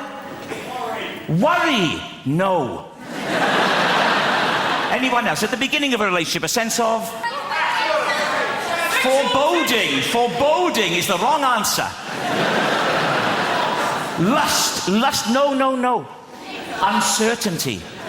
There's always a sense of uncertainty. A feeling of will they, won't they? And there's no way of... Please, Hammersmith, take it seriously. We're talking about emotions. A sense of will they, won't they? And there's no... Hammersmith, I will walk off the stage, please. There's no way of predicting when a couple get together whether or not the relationship will work. Will it last a long time? No. Not a chance in hell.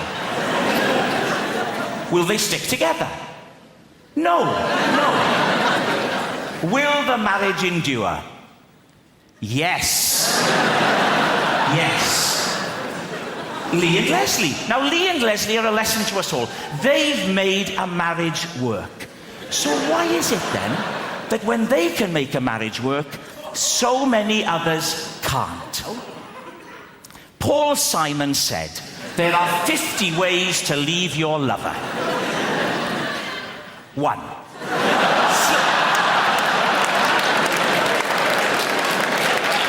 Hammersmith, time out. Please, start to take it seriously. 1. Slip out the back, Jack.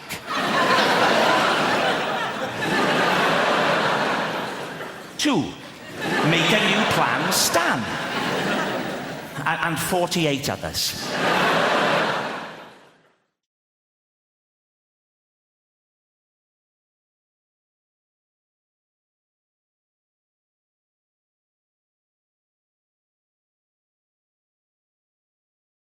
A lot of people feel bad about flying. I'm no different. And the thing is, I enjoy it. I enjoy flying. I love all the pomp and the faff at the airport. I quite enjoy the pat-down.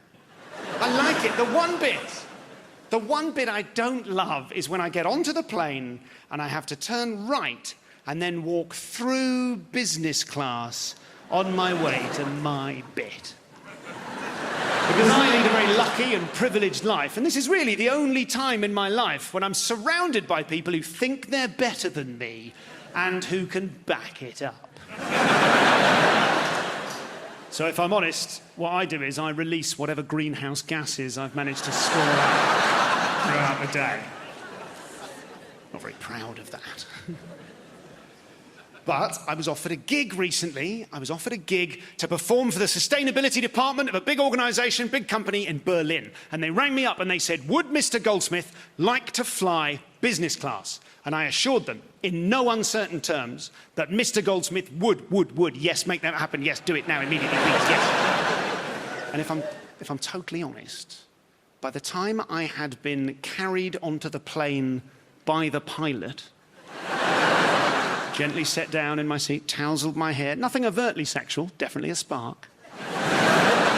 By the time I'd been offered a champagne cocktail for takeoff, don't mind if I do, metal cutlery, because obviously terrorists can't afford business class. I have to say, when I had undergone the treatment, I turned into the monster I despise. I'm so ashamed. By the time you rabble walked past on your way to cattle class... Sorry, that's what we call you. You wouldn't get it. You walked past with your laughable single piece of hand luggage. Really? I genuinely caught myself having this thought. I sort of thought out loud. I thought, maybe I have worked that little bit harder. It was awful. But I got to the show, did the show, and afterwards one of the producers said to me, and I've checked this since in detail, it's absolutely true. One of the producers said, did you know that business class travel, business class flight, generates 3 times the emissions of regular economy class travel? And that's absolutely true. It's 3 times worse for the climate. 3 times worse the emissions, because obviously you're using more space on the plane, the seat's much heavier, all the stuff they bring for you adds extra weight, plus your pockets are full of conflict diamonds, you know. So I thought I'm going to use that knowledge as one of my little steps in the right direction. I thought from now on, no more business class for me. I thought I will use it as an opportunity for some climate communication. The next time I get offered business class, I will decline on climate ethics grounds, because I tell you what, flying may feel fantastic. Business class may feel sensational, but nothing feels as good, gives you so much internal prestige as walking through business class, knowing that you were offered it, but declined on climate ethics grounds.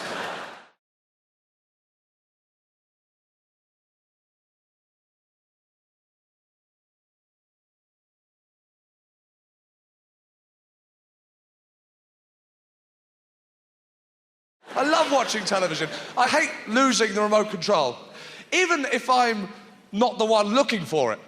Because the house just goes crazy, doesn't it?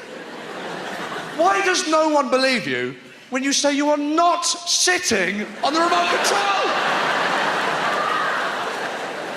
I am not sitting on it! Leave me alone! Come on, just get up. I'm not, I told you! I would be able to feel it. Leave me alone. Come on, just get up. I'm not getting up. I'm comfortable. Please leave me alone. Come on, just get up. I'll leave you alone. I'm not getting. Please go away. Come on, just get up. I forgot. Sorry. There you go. Sorry. My arse can't feel it. For some reason, your arse can't feel the remote control. It's weird. I'm very sorry. I'm sorry. But a lot of people are cutting down on watching television now. You don't lose the remote control. No, people watch programs on the laptop. I got the laptop. This has made me so lazy. This is ruining my life. I don't even turn mine off anymore, do you? I just close it. I can't be bothered with all that. Shut down, are you sure? Questions! Leave me alone! Mine's been on for years. The poor thing's there just going, I'm boiling! Please turn me off! Even the oven gets a break! Come on!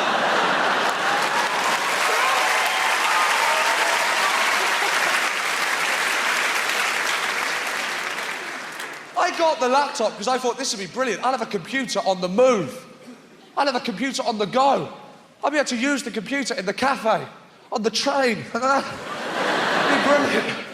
The only time I ever use my laptop, just like anyone else, is lying down in bed. That's it. I'm not moving. That's it, isn't it? It's not even a laptop anymore, is it? When was the last time you put it on your lap? You put it there. It's a crutch top. That's what it is. It's just there, burning your balls. Sperm going, please stop. You just lie there in that disgusting position. You know that position in bed? You know that one that every one of your friends sees you in on Skype?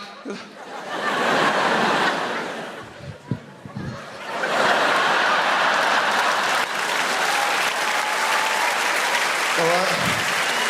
Yeah. When you can't see them on Skype, you won't talk to them unless you can see them. Where are you? Where are you? Where are you? Where are you? When they do pop up, you're not looking at them anyway, are you? You're looking at the picture of yourself. You can't believe how much you look like a bear. Why do I look so disgusting? Help me!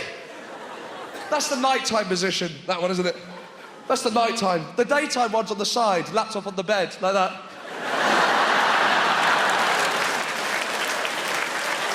Looks like you're on Babe Station, doesn't it? Call me. Call me. Make sure you call me. You take for granted with the laptop. You know, you get uncomfortable in bed, you want to turn round. Yeah, the laptop, you're just going like, oh, that's better. Watch it like that.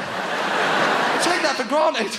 To being a kid watching a film at night, television will be on the side of the room going, I'm really enjoying this. I really want to turn round. You'd convince yourself that you'd listen for a bit. I'll just turn around for a bit and listen.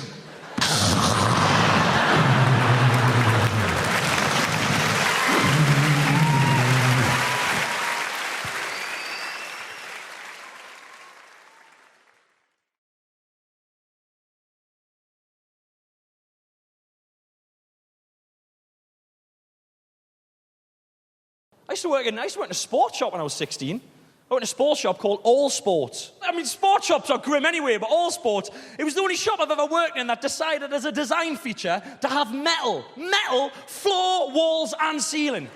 In a shop that sells mostly lycra and polyester spade shades fabrics. It was a static death trap waiting to happen. You walked in every morning, you went, morning, your t-shirt went, your hair went, you stood there fizzing all day. People came in, you went, can I help you? God, no, you work in All Sports, you can't help yourself, you freak. It's genuinely true, right? I can't believe this is my job. I'm so lucky, because when I was 16, I worked in All Sports. Do you know how much I used to get? I used to get £2.75 an hour. £2.75 an hour. Do you know how many hours I used to work a week? 4. That's genuinely true. It's the most pointless job anyone's ever had. One week, I forgot to renew my bus pass. So I paid for the bus there, I paid for the bus home. I bought a pasty for me dinner. I was 40 pence down for the day. I might as well have stayed at home and threw 40 pence out of the window. Just enjoyed myself. Player. What this? Not bothered, mate. It's trying to kill this pigeon. That's what I do. $2.75 an hour. It sounds like a lie, right? That's not a lie. They said you're on $2.75 an hour. That's not legal. That is not minimum wage. But don't you worry, you're on commission. Yeah? So when the shop hits its targets, you will get 10% of everything you sell. Cash, cash, money, money. The South Shields High Street branch of All Sports. Never hit a target the whole time it was there. I don't remember selling anything, if I'm honest. Chavs just came in and nicked snooker cues. That's all I saw. You spotted them a mile off. They came in like that. You all right, mate? How's it going? And they walked out like this. Nothing for me here, my good man. Good day to you, sir. It's awesome being on telly and getting it. You've got to be careful. When you're on telly, you've got to be careful. You don't want to upset anyone. You don't want to offend anyone. I'm not that guy. I get offended by stuff when I watch the telly. I do. I genuinely nearly complained. I nearly phoned up and complained recently. I was watching an advert during the day, before the watershed, right? I was mortified by what I saw, right? I love a clever advert, a clever little advert, good bit of PR, doesn't let you know what's happening. It's like a little film. It gets you at the beginning and you've got to watch to the end because you can't work out what the advert's about. I think that's genius. I love it. I started watching it. I was mortified. This is what happened. It was a young lady standing in a wine bar holding a glass of wine. She looked at the camera. She went, "Oh, me? Oh, I'm a folder." Thought, what's happening here? Cut to a guy in a building site digging a hole. He went, "Me? I'm a scruncher." I thought, okay, I'm hooked. This is a clever little advert. What are they talking about? I sat down, I turned it up. I was eating a sandwich, right? So enjoying myself. I cut to a guy walking down the street with a briefcase. "I'm a folder too." Another guy on a bike. "I'm a scruncher." This is amazing. What's happening here? What do they mean? Folder scruncher, folder scruncher. The suspense was killing us. It got to the end of the advert. It said, tweet in now and tell us whether you're a folder or a scruncher. At Andrex. Andrex polled the nation to ask whether we fold the paper or scrunch the paper as we scrape the remnants of waste from our back passages. There's nothing in this world sacred anymore. That is revolting, first of all. And secondly, I'm sorry, but who the hell is scrunching? Who's doing that? Who's doing that? I didn't know that was a thing. Are you folding the paper along the lines provided like a civilized human being? Or are you just gathering it up?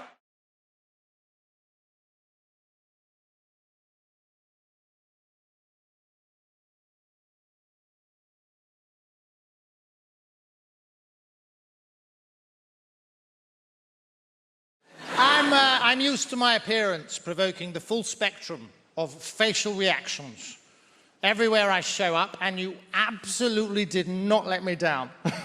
You were delighted, weren't you? You gave me some wonderful face when I came up here. You looked at me like your mother-in-law just cancelled dinner. I've been lucky enough to travel, and I'll never forget my first trip to Australia. I went to a place called Perth. I got off the plane. First person that saw me said the following. "Hey, mate! Hey, mate! Why is Freddie Mercury wearing a kimono?"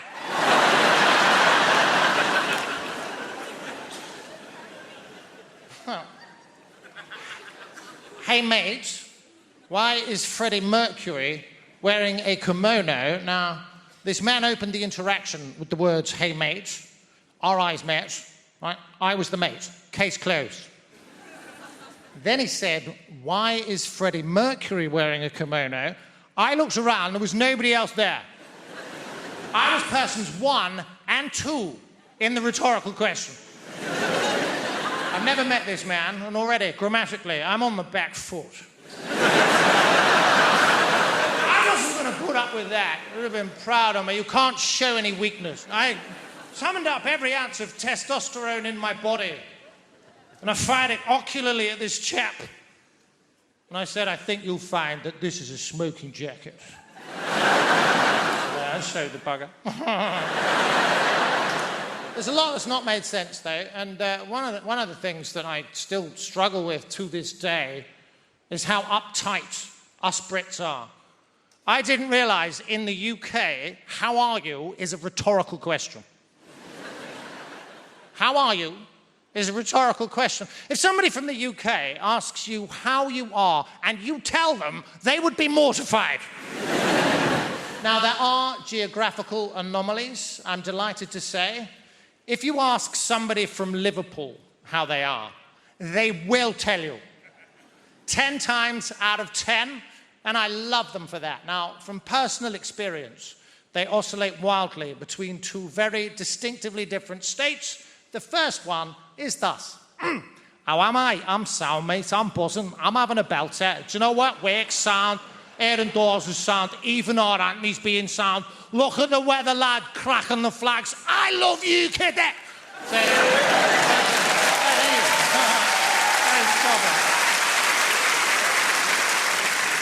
Apologies for the accent, by the way. I have the ability to blend in seamlessly with my environment wherever I go.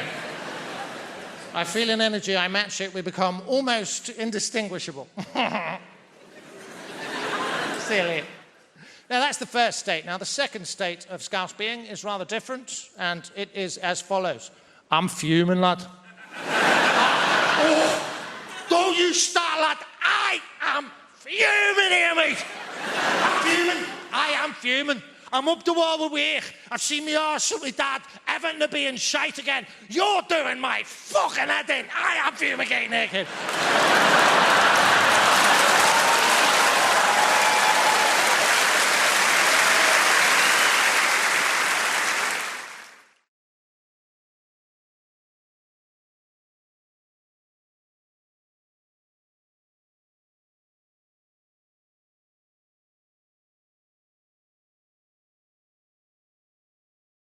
This year, I did no lilt February. Thank you. I know, it sounds impossible, but you take it one day at a time. Did I have any today? No, you're a legend. It gets hard around the middle of the month, you get the cravings. It's called lilt guilt. You're like, oh, I bloody love the lilt. It's the night where you go to the shop at midnight, you kick the doors in, where's the lilt? And they're like, we don't stock it anymore. Like, ah! So you try and make your own hooch lilt. You know, you get a pineapple and a grapefruit, and you add in batteries and a horse's head, and you're like, it's good, but it's not totally tropical. Did that joke in America recently. Turns out they don't have lilt there. So, this is it. This is all I do. Imagine if this was your actual... I go like blah, blah, blah, and you go, ah, ha, ha, ha, money. I can't believe I get away with it. You do actual, proper London jobs. You know, like blacksmith, you know? Farrier. Brunch DJ. The big 3. I tell you, I do not trust people who work in offices. I know, right? What are they doing? Nothing takes that long. They're planning something. They must be. Do you know? Do you ever call in to visit your friend in an office unexpectedly? Everyone just shits themselves. They're like, what's he doing here? Cover the screen, lie across the spreadsheet, get him out. Kind regards, warm regards, best. That's how they talk. I've seen the email.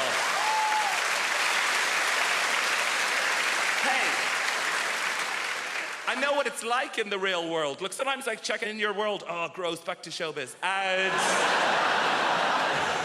No, I'm very self-aware of the level of fame that I have. I was in a supermarket recently, and an older lady came up to me, and she put her hands on my shoulders, and she said, "You are vaguely familiar." And that is it. I did a gig in Wrexham, and I was at an ATM machine, and a guy cycled by, and he shouted at me, "Surprised to see you at an ATM machine." And I've been obsessed with it since then. What did he mean? Like, on the one hand, is he surprised I don't have a butler to go to the ATM machine for? No, I think it's the opposite. I think I'm surprised you have any money whatsoever doing this keyboard horse shit. Here's my greatest ever showbiz tale. I did a gig in your Milton Keynes recently, thank you, and I was staying in the Milton Keynes Hilton, and she is the least well-known of all the Hilton sisters. And I checked in after the gig at like 12:30. Room 303 is where this took place. Open the door, TV on in the room. Not that uncommon in the chain hotels. I guess it's to welcome you. But get this, on the TV is me playing the shitty keyboard on some show. Immediate thought is like, is this a service they provide to all guests? If so, no, it's the realization, this is it. I've arrived, and I waltz into the room, down the little corridor with the loo away to the left, and as the room opens out, there is a fully naked man lying on the bed. So they've given me the key to someone else's room, but he is lying there, watching me on the TV, and he looks up.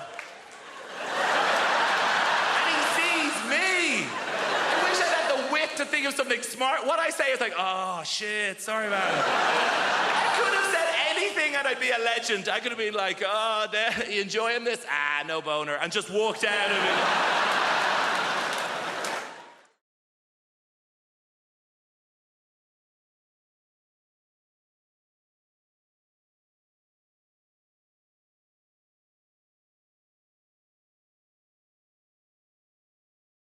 I tell you something.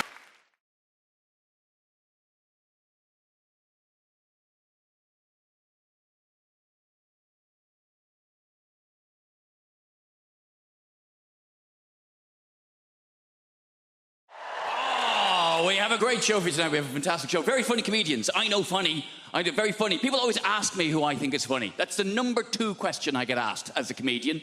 The number 1 question I get asked as a comedian is, have you ever died?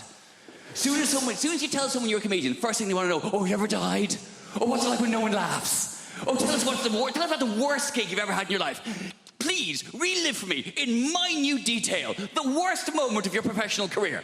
Have you ever really died? It's like saying to a doctor, tell us about the last patient you lost. What happened? With the family crying. I bet they were they? Yeah.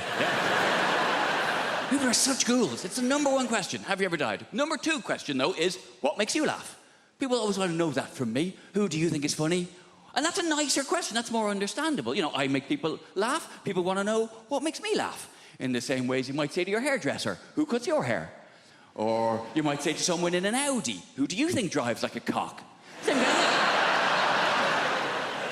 I like that joke. It's a short joke, it's a sharp joke, and also with that joke, I get to spot every Audi driver in the room. I can just see a pinched expression on your face there. All right, no need to be like that about it.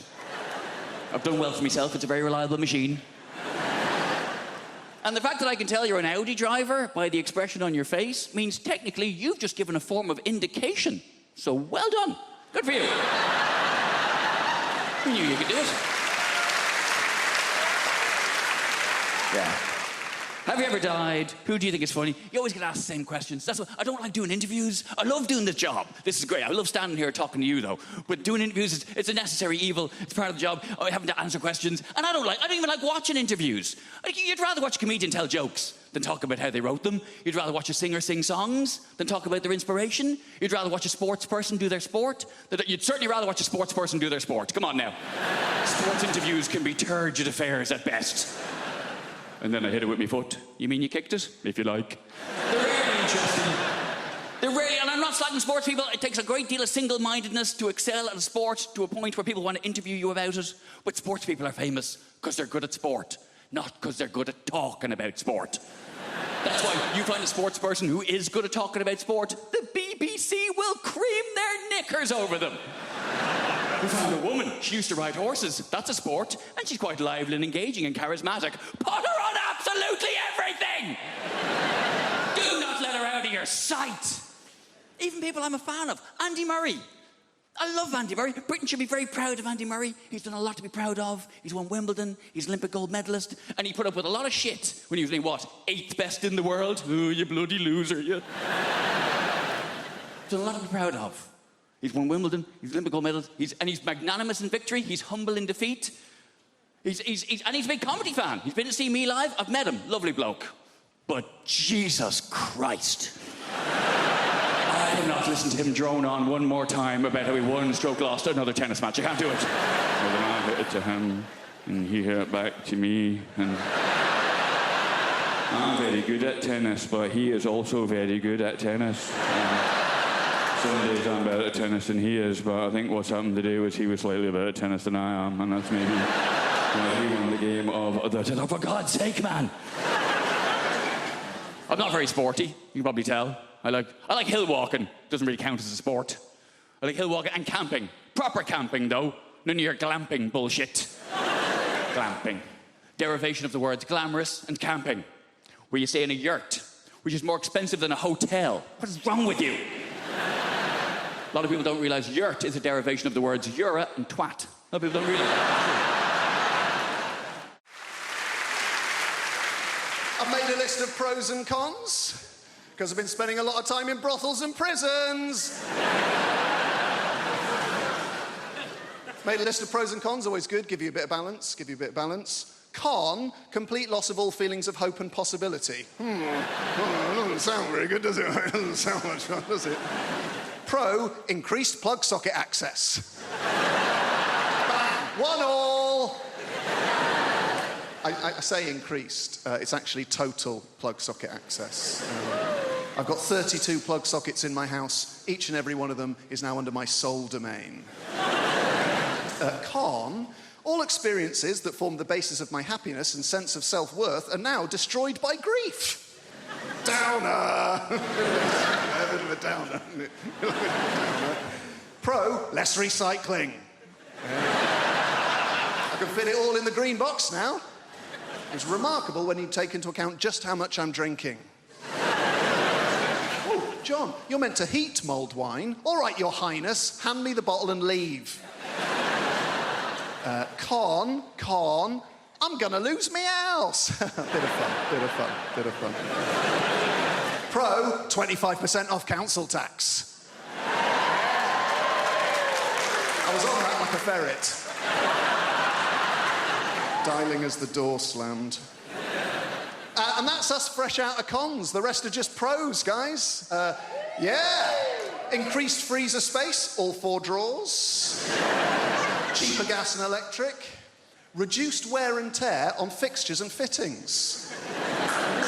And when I say reduced, I don't mean by half, because I was only ever responsible for about 10% of scuffs and spills. So we're looking at a net reduction of 90% in real terms. This is my favourite one. Ultimate control over where the iPhone charger cable is and why it is there. There was a time it would take hours to answer the questions, where is the iPhone charger cable and why is it there? Not anymore. Plugged in next to the bed, most convenient place to have it. Simple. Is it unplugged in the bathroom?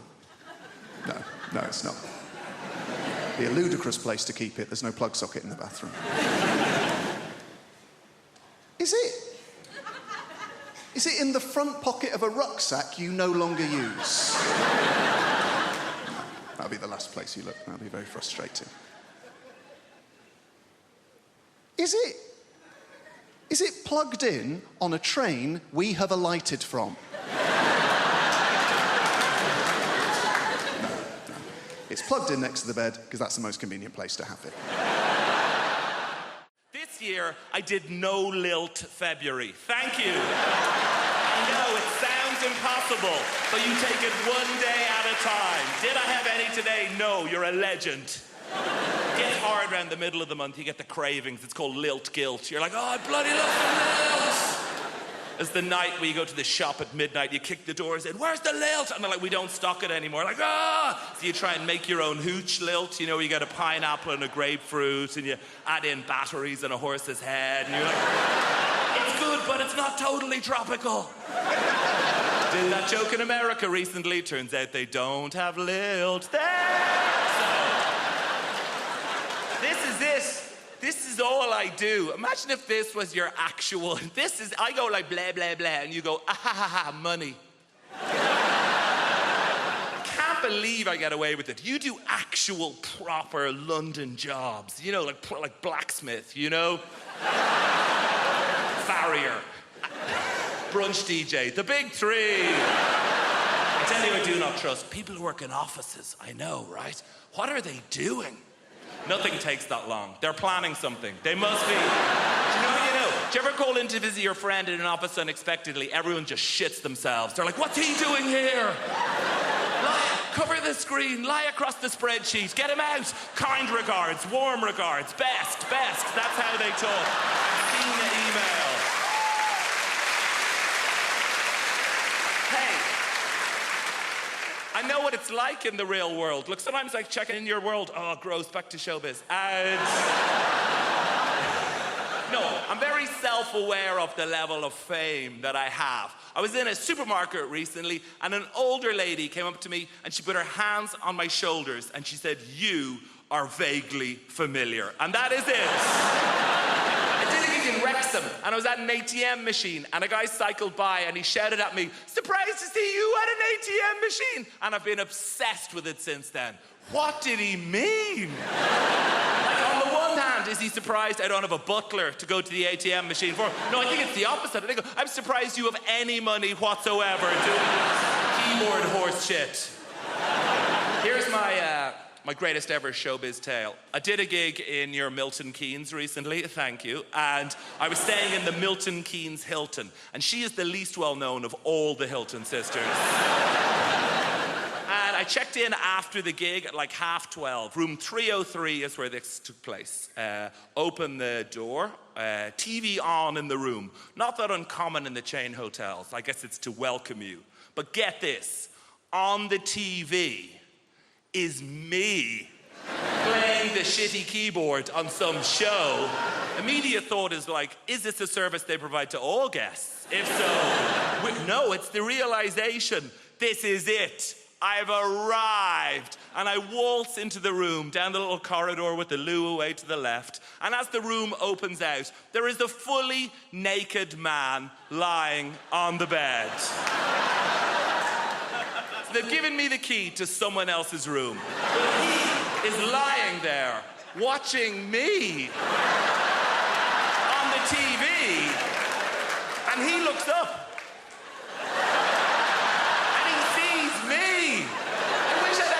To think of something smart. What I say is like, oh shit, sorry about it. I could have said anything and I'd be a legend. I could have been like, oh, you enjoying this? Ah, no boner. And just walked out of it. I've realised that the musician I want to be is the drummer from Coldplay. I want to be the drummer from Coldplay so badly because that dude is rich as shit and no one knows who the fuck he is.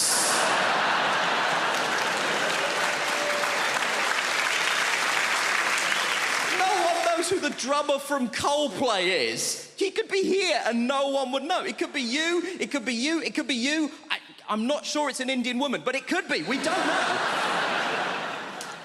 I'm obsessed with the idea that this guy has the best life in the world. And I was telling my friend about this, and she tried to tell me something that she was trying to portray as a bad thing. Apparently, he loves Game of Thrones, so he said to HBO, can I be in Game of Thrones? And they were like, yeah, man, you're the drummer from Coldplay. You can do literally anything you want. We'll restart The Sopranos if that's something that will make you happy, right? Now, he's in Game of Thrones. Confession time, I don't watch Game of Thrones, but even I know the Red Wedding is an important episode of Game of Thrones, right? He is in the Red Wedding. Guess what he is doing in the Red Wedding? He's the drummer in the wedding band. That is the extent to which this guy's anonymity is a borderline superpower. He is in the most famous episode of one of the most popular television shows in the world, doing the thing he is famous for, and no one noticed.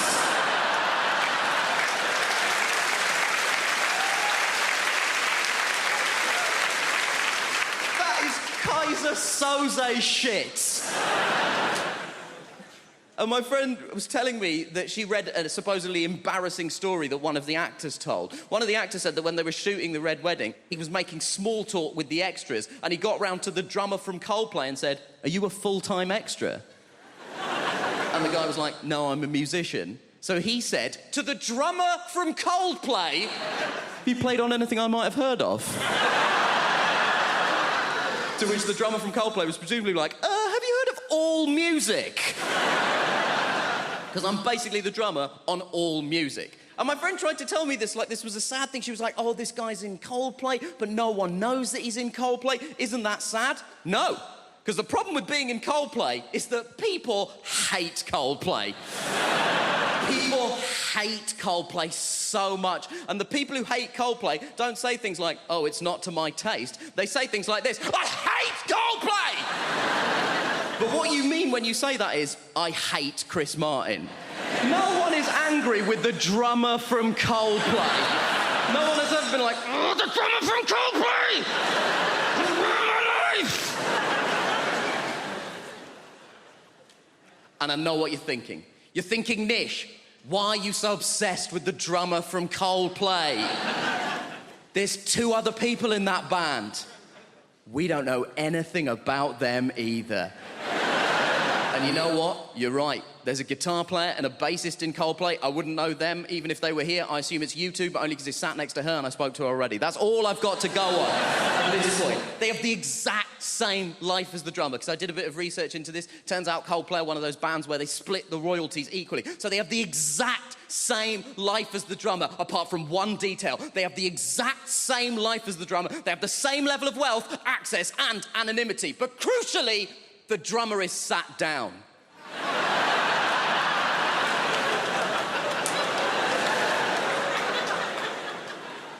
And that is the dream.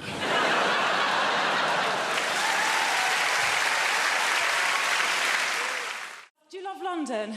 I love London. I feel like London is created by the people, right? Who are just crazy and sexy and ambitious.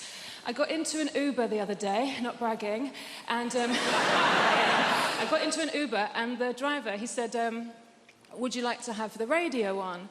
And I was like, "Oh, I don't mind, it's up to you." And then he said, "Well, actually, I make my own music. Do you mind if I put some of that on?" "No, I don't." And then he put on Drake's new album. I wonder how often it works. I wonder how often there's a middle-aged white woman thinking, "Oh, well, he looks like Aladdin and he sounds like confidence personified. Pull over and jump in the back, Nikolai."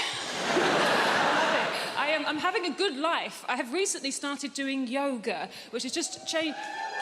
Yes, woo for the yoga over there. Are you a team? Come to... I'm new to it. I love it. Yoga has changed my life. It's brilliant. Yoga is my new drug. My old drug was drugs. Which I'm not going to say anything positive about because it would be incredibly irresponsible. I'm not going to say anything positive about drug taking. What I will say is I didn't take MDMA until I was 32, and it was such a relief to know I could be happy. The equipment's broken. But yoga is nearly as good, and there's no downsides. It's given me a whole new language. My favourite new word is namaste. Yeah, it's a very old word, it's very sacred, and it means the yoga has finished now. And then you're allowed to leave. I think that the key to being happy as you get older is self-acceptance. Like, I have to accept things about myself now. Like, I'm 36, I thought I would have children by now, and I don't. In an ideal world, what I wanted to self-fertilise. I wanted to have children that were exactly my genetics so that I could show them to my parents and go, see, it was my childhood, they're fine. Science can't do that yet. And then I had a crazy day last month where I just thought, I'm just going to buy some sperm. I'm just going to buy some sperm off the internet. I've got a good job. I'm just going to buy some sperm. Guys, sperm is so much more expensive than I thought it was going to be. It is tens of thousands of pounds. We are all wasting a valuable resource. 17-year-old me would have been a millionaire if I'd learned how to catch it and chuck it in the freezer. So expensive. It's a shock. I do think self-acceptance is the key. Like, there's things about myself I don't like, but I just have to accept now that they're not going to change. This is who I am. Like, so for instance, I don't like art. I think art is rubbish. I think lots of people think art is rubbish, but we're too worried of looking stupid, so we go along with it. I think that the worst art form is theatre. Right, okay, I can sense how unpopular this opinion is. Hear me out. I think theatre is diabolical. Look, I do, look, and also, I'm aware, if you are a performer of some kind, if you're an actor, look, please don't be offended. I don't mean being in the play. Obviously, if you're the person in the play that gets to put a wig on and walk up and down and move your arms and project your voice, saying things like, I think you'll find you're contradicting yourself, Alan. Fun. Having to watch it. Dear Christ. I can't concentrate. I can't lose myself in the story. I know that it's not real because I'm surrounded by people eating crisps. And they don't let you look at your phone. So all you're thinking is, well, how long has it been?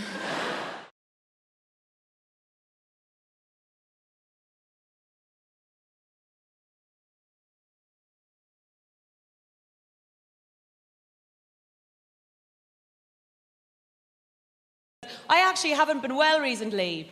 Oh, stop it, honestly, I don't want to talk about it. But if you insist. I really haven't, though, so that's why I'm delighted to get here today. I was rushed to A&E recently with terrible abdominal problems. Just hideous pains all up and down my tummy and around my sides. And I was rushed to A&E. And for about 3 hours, I thought...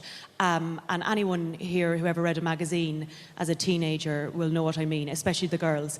I thought that I was about to have a surprise baby.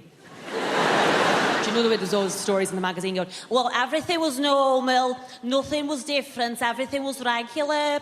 Well, then I went to the toilet and I looked in the toilet and there was a baby in the toilet. And I had a surprise baby.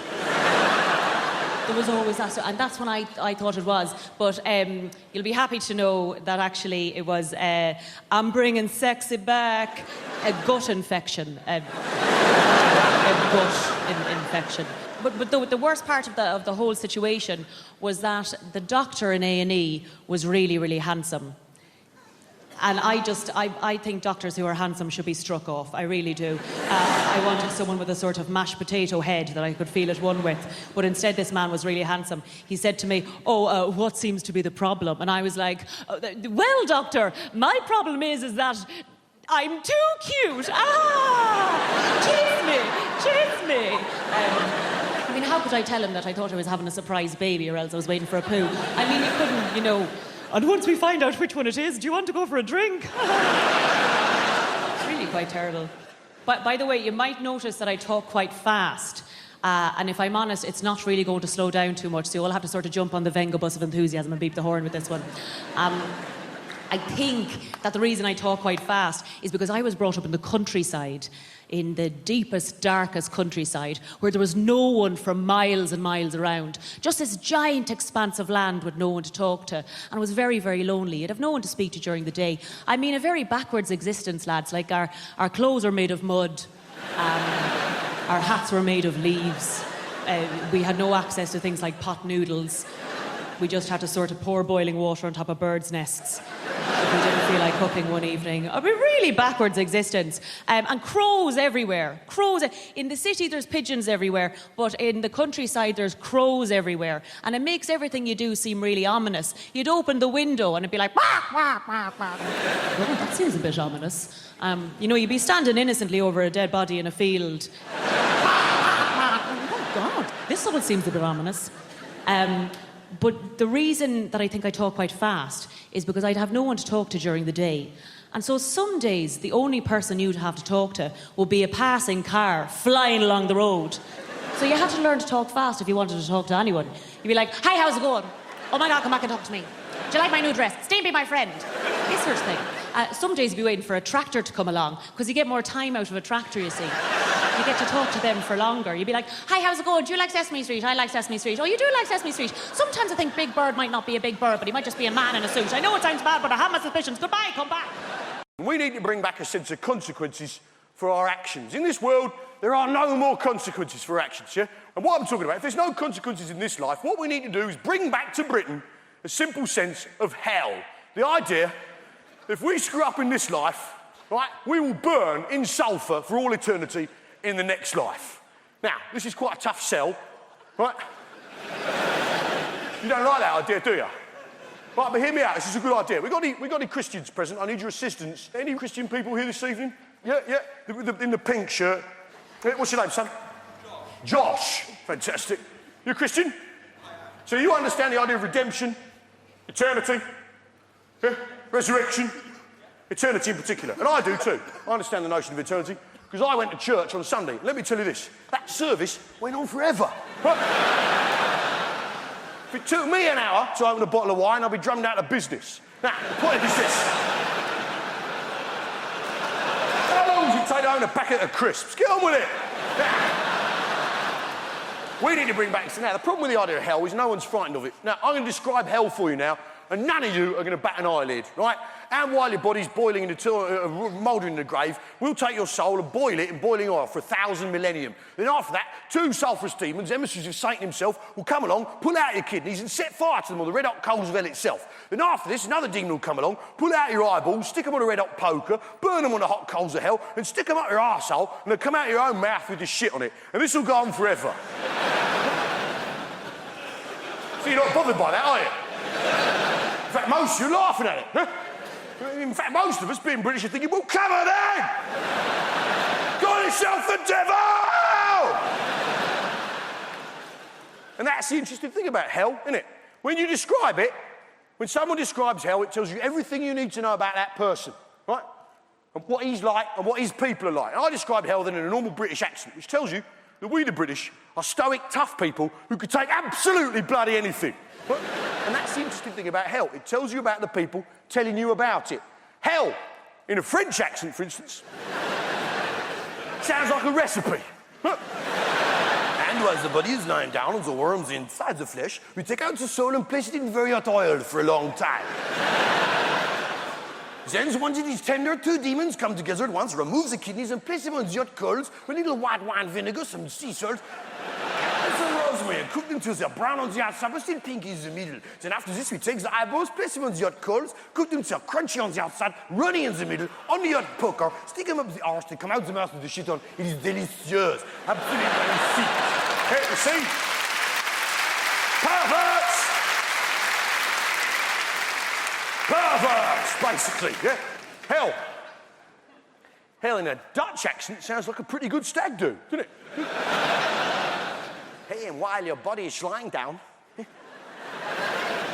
we'll take you to the hottest place you can imagine.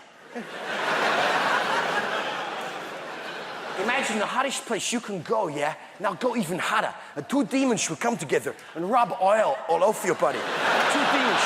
2 demons together. 2 demons together at once, and then you would take out your kidneys. Oh, your hot kidneys. Your hot kidneys. And place the kidneys in a hot place and cook the kidneys till they're hard, until your kidneys are hard. And then take out your eyeballs and stick them in your bum hole. And this will cost you 45 euros. Hey, I mean, really? Sounds like an agreeable weekend. We just make shit decisions. Men make immoral decisions. We make irrelevant decisions. We make immature decisions. We make decisions when we don't even know there's a decision to be made. But you know what? At least we make a decision. No.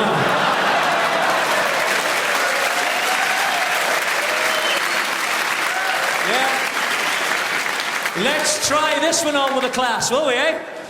Look at all the couples sitting there now. Look, you listen to him. You listen to him. I went to see Patrick Healy the other night. Was he funny? No, but he was true. Is it just me? Am I an indecision magnet? Eh? Honestly, I can get all sorts of women. Can I get a woman who will make a decision? I'm not talking big decisions. I'm not talking should I murder your man, move to Australia. I'm talking everyday decisions. What do you want to do tonight? No, I don't know. What do you want to do? Well, I don't know. We go for a takeaway, or we could get a movie, or go for a meal. What do you want to do? No, I don't know. What do you want to do? So you go to the restaurant. The sommelier comes over. Would sir like red? Would sir like white? Oh, God, I don't know. Maybe the red, but then the red stains my teeth. Maybe the white, but hang on. Are you having the fish? Because if you're having the fish, then you should have the white and I'll have a little sip. Oh, I don't know. I really don't. I'm really not sure. Just the red, please. Yeah. Save yourself. Go for it. I have to live with this. Okay? Gets to the starter. Oh, I don't know. Maybe the duck or the prawns, or the duck and the prawns. Hang on, am I allergic to the duck? No. Did Jill like the prawns? Oh, I don't know. I'm not sure. I don't know. If you were me, what would you have? You by the fucking throat. That's what I have. Girls, have you any idea how difficult it is for a man to sit in a restaurant, look across at the woman he loves, and think to himself, if I marry this woman, she's going to want to decide the name of my firstborn child. If I marry this woman and I'm unfaithful, she's going to decide whether to keep me in the house or make me leave and keep half my stuff. If I'm involved in a terrible accident and I'm on a life support machine, she's going to decide whether to keep me alive or turn me off. And I'm looking at her and she can't even make her mind up between the chocolate cake and the sticky toffee pudding. And do you know the worst thing about this? I'm looking at couples. I'm looking at couples now who women should now be turning to the men and going, oh my God, would I turn it off? Would I keep it on? Would I turn it off? Would I keep it on? And the only thing going through your minds, girls, chocolate cake, toffee pudding. Oh, it's a toughie, Paddy, it's a toughie. Ooh. Is the cake hot? To be honest with you, I'm bisexual, but during lockdown, I'll admit, I was strategically gay. I think that was the only way to go. When dating became such that you had to meet strangers in parks, and also you had to believe the other person when they said they washed their hands. I'm not doing that with men. I also think that ultimately, if you are bi, I don't really know why anybody would be choosing men. Yeah? No offense, it's just that we smell better and you're violent. So...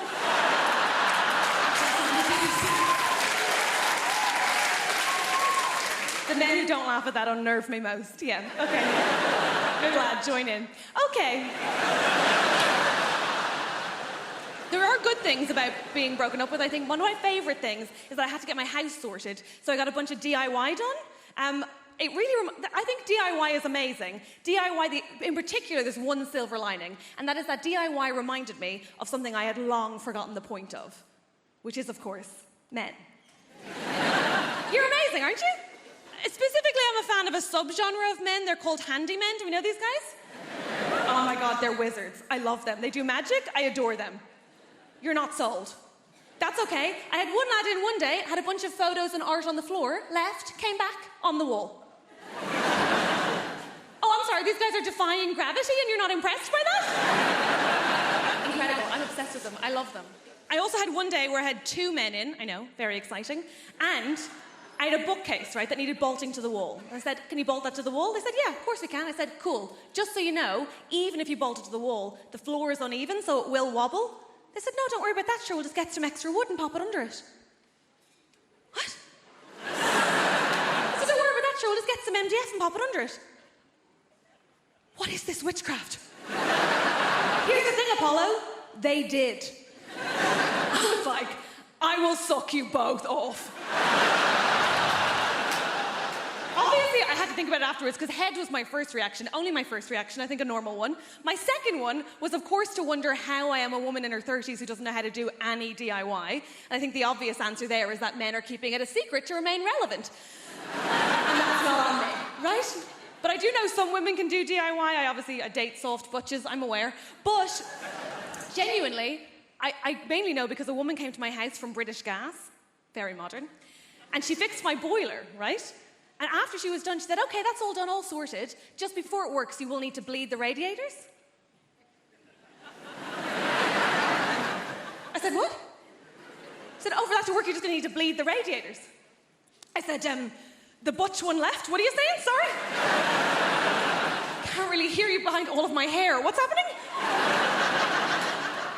She goes, do you want me to show you how to do that? I said, is that allowed? Women in the room, look at me. Come here to me now, focus, right? Did you know that that is just turning a key and waiting for liquid? It is basic hand job stuff, and no one will tell you.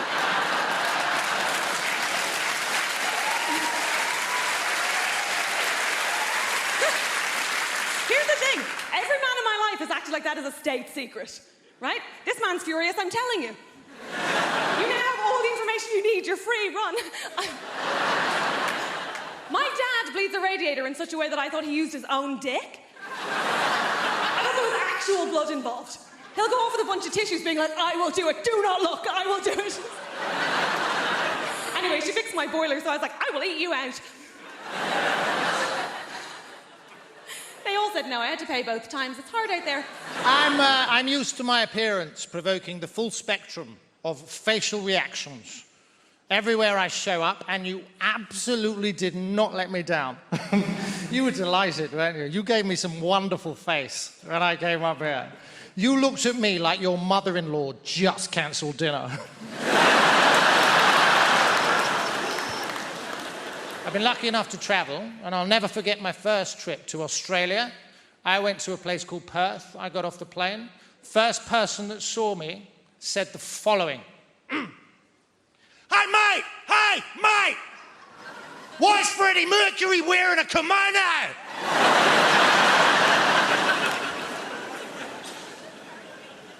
Huh. Hey, mate, why is Freddie Mercury wearing a kimono? Now, this man opened the interaction with the words, hey, mate. Our eyes met, right? I was the mate. Case closed. Then he said, why is Freddie Mercury wearing a kimono? I looked around, there was nobody else there. I was persons 1 and 2 in the rhetorical question. I've never met this man, and already, grammatically, I'm on the back foot. I wasn't going to put up with that. You would have been proud of me. You can't show any weakness. I summoned up every ounce of testosterone in my body. And I fired it ocularly at this chap. And I said, I think you'll find that this is a smoking jacket.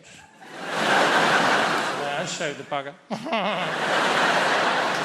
There's a lot that's not made sense, though. And one of the things that I still struggle with to this day is how uptight us Brits are.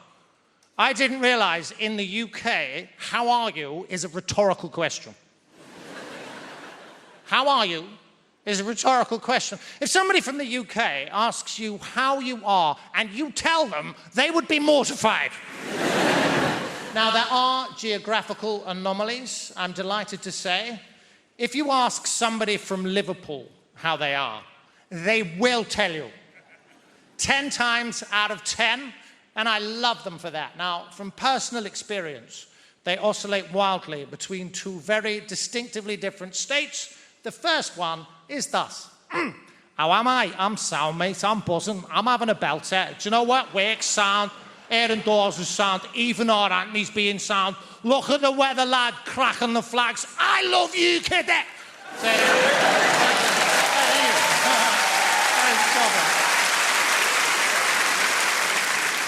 Apologies for the accent, by the way. I have the ability to blend in seamlessly with my environment wherever I go. I feel an energy, I match it, we become almost indistinguishable. Silly. Now, that's the first state. Now, the second state of Scouse being is rather different, and it is as follows. I'm fuming, lad. Don't you start, lad. I am fuming here, mate. I'm fuming. I am fuming. I'm up the wall with work. I've seen me arse with my dad. Everton to being shite again. You're doing my fucking head in. I am fumigating here, kid.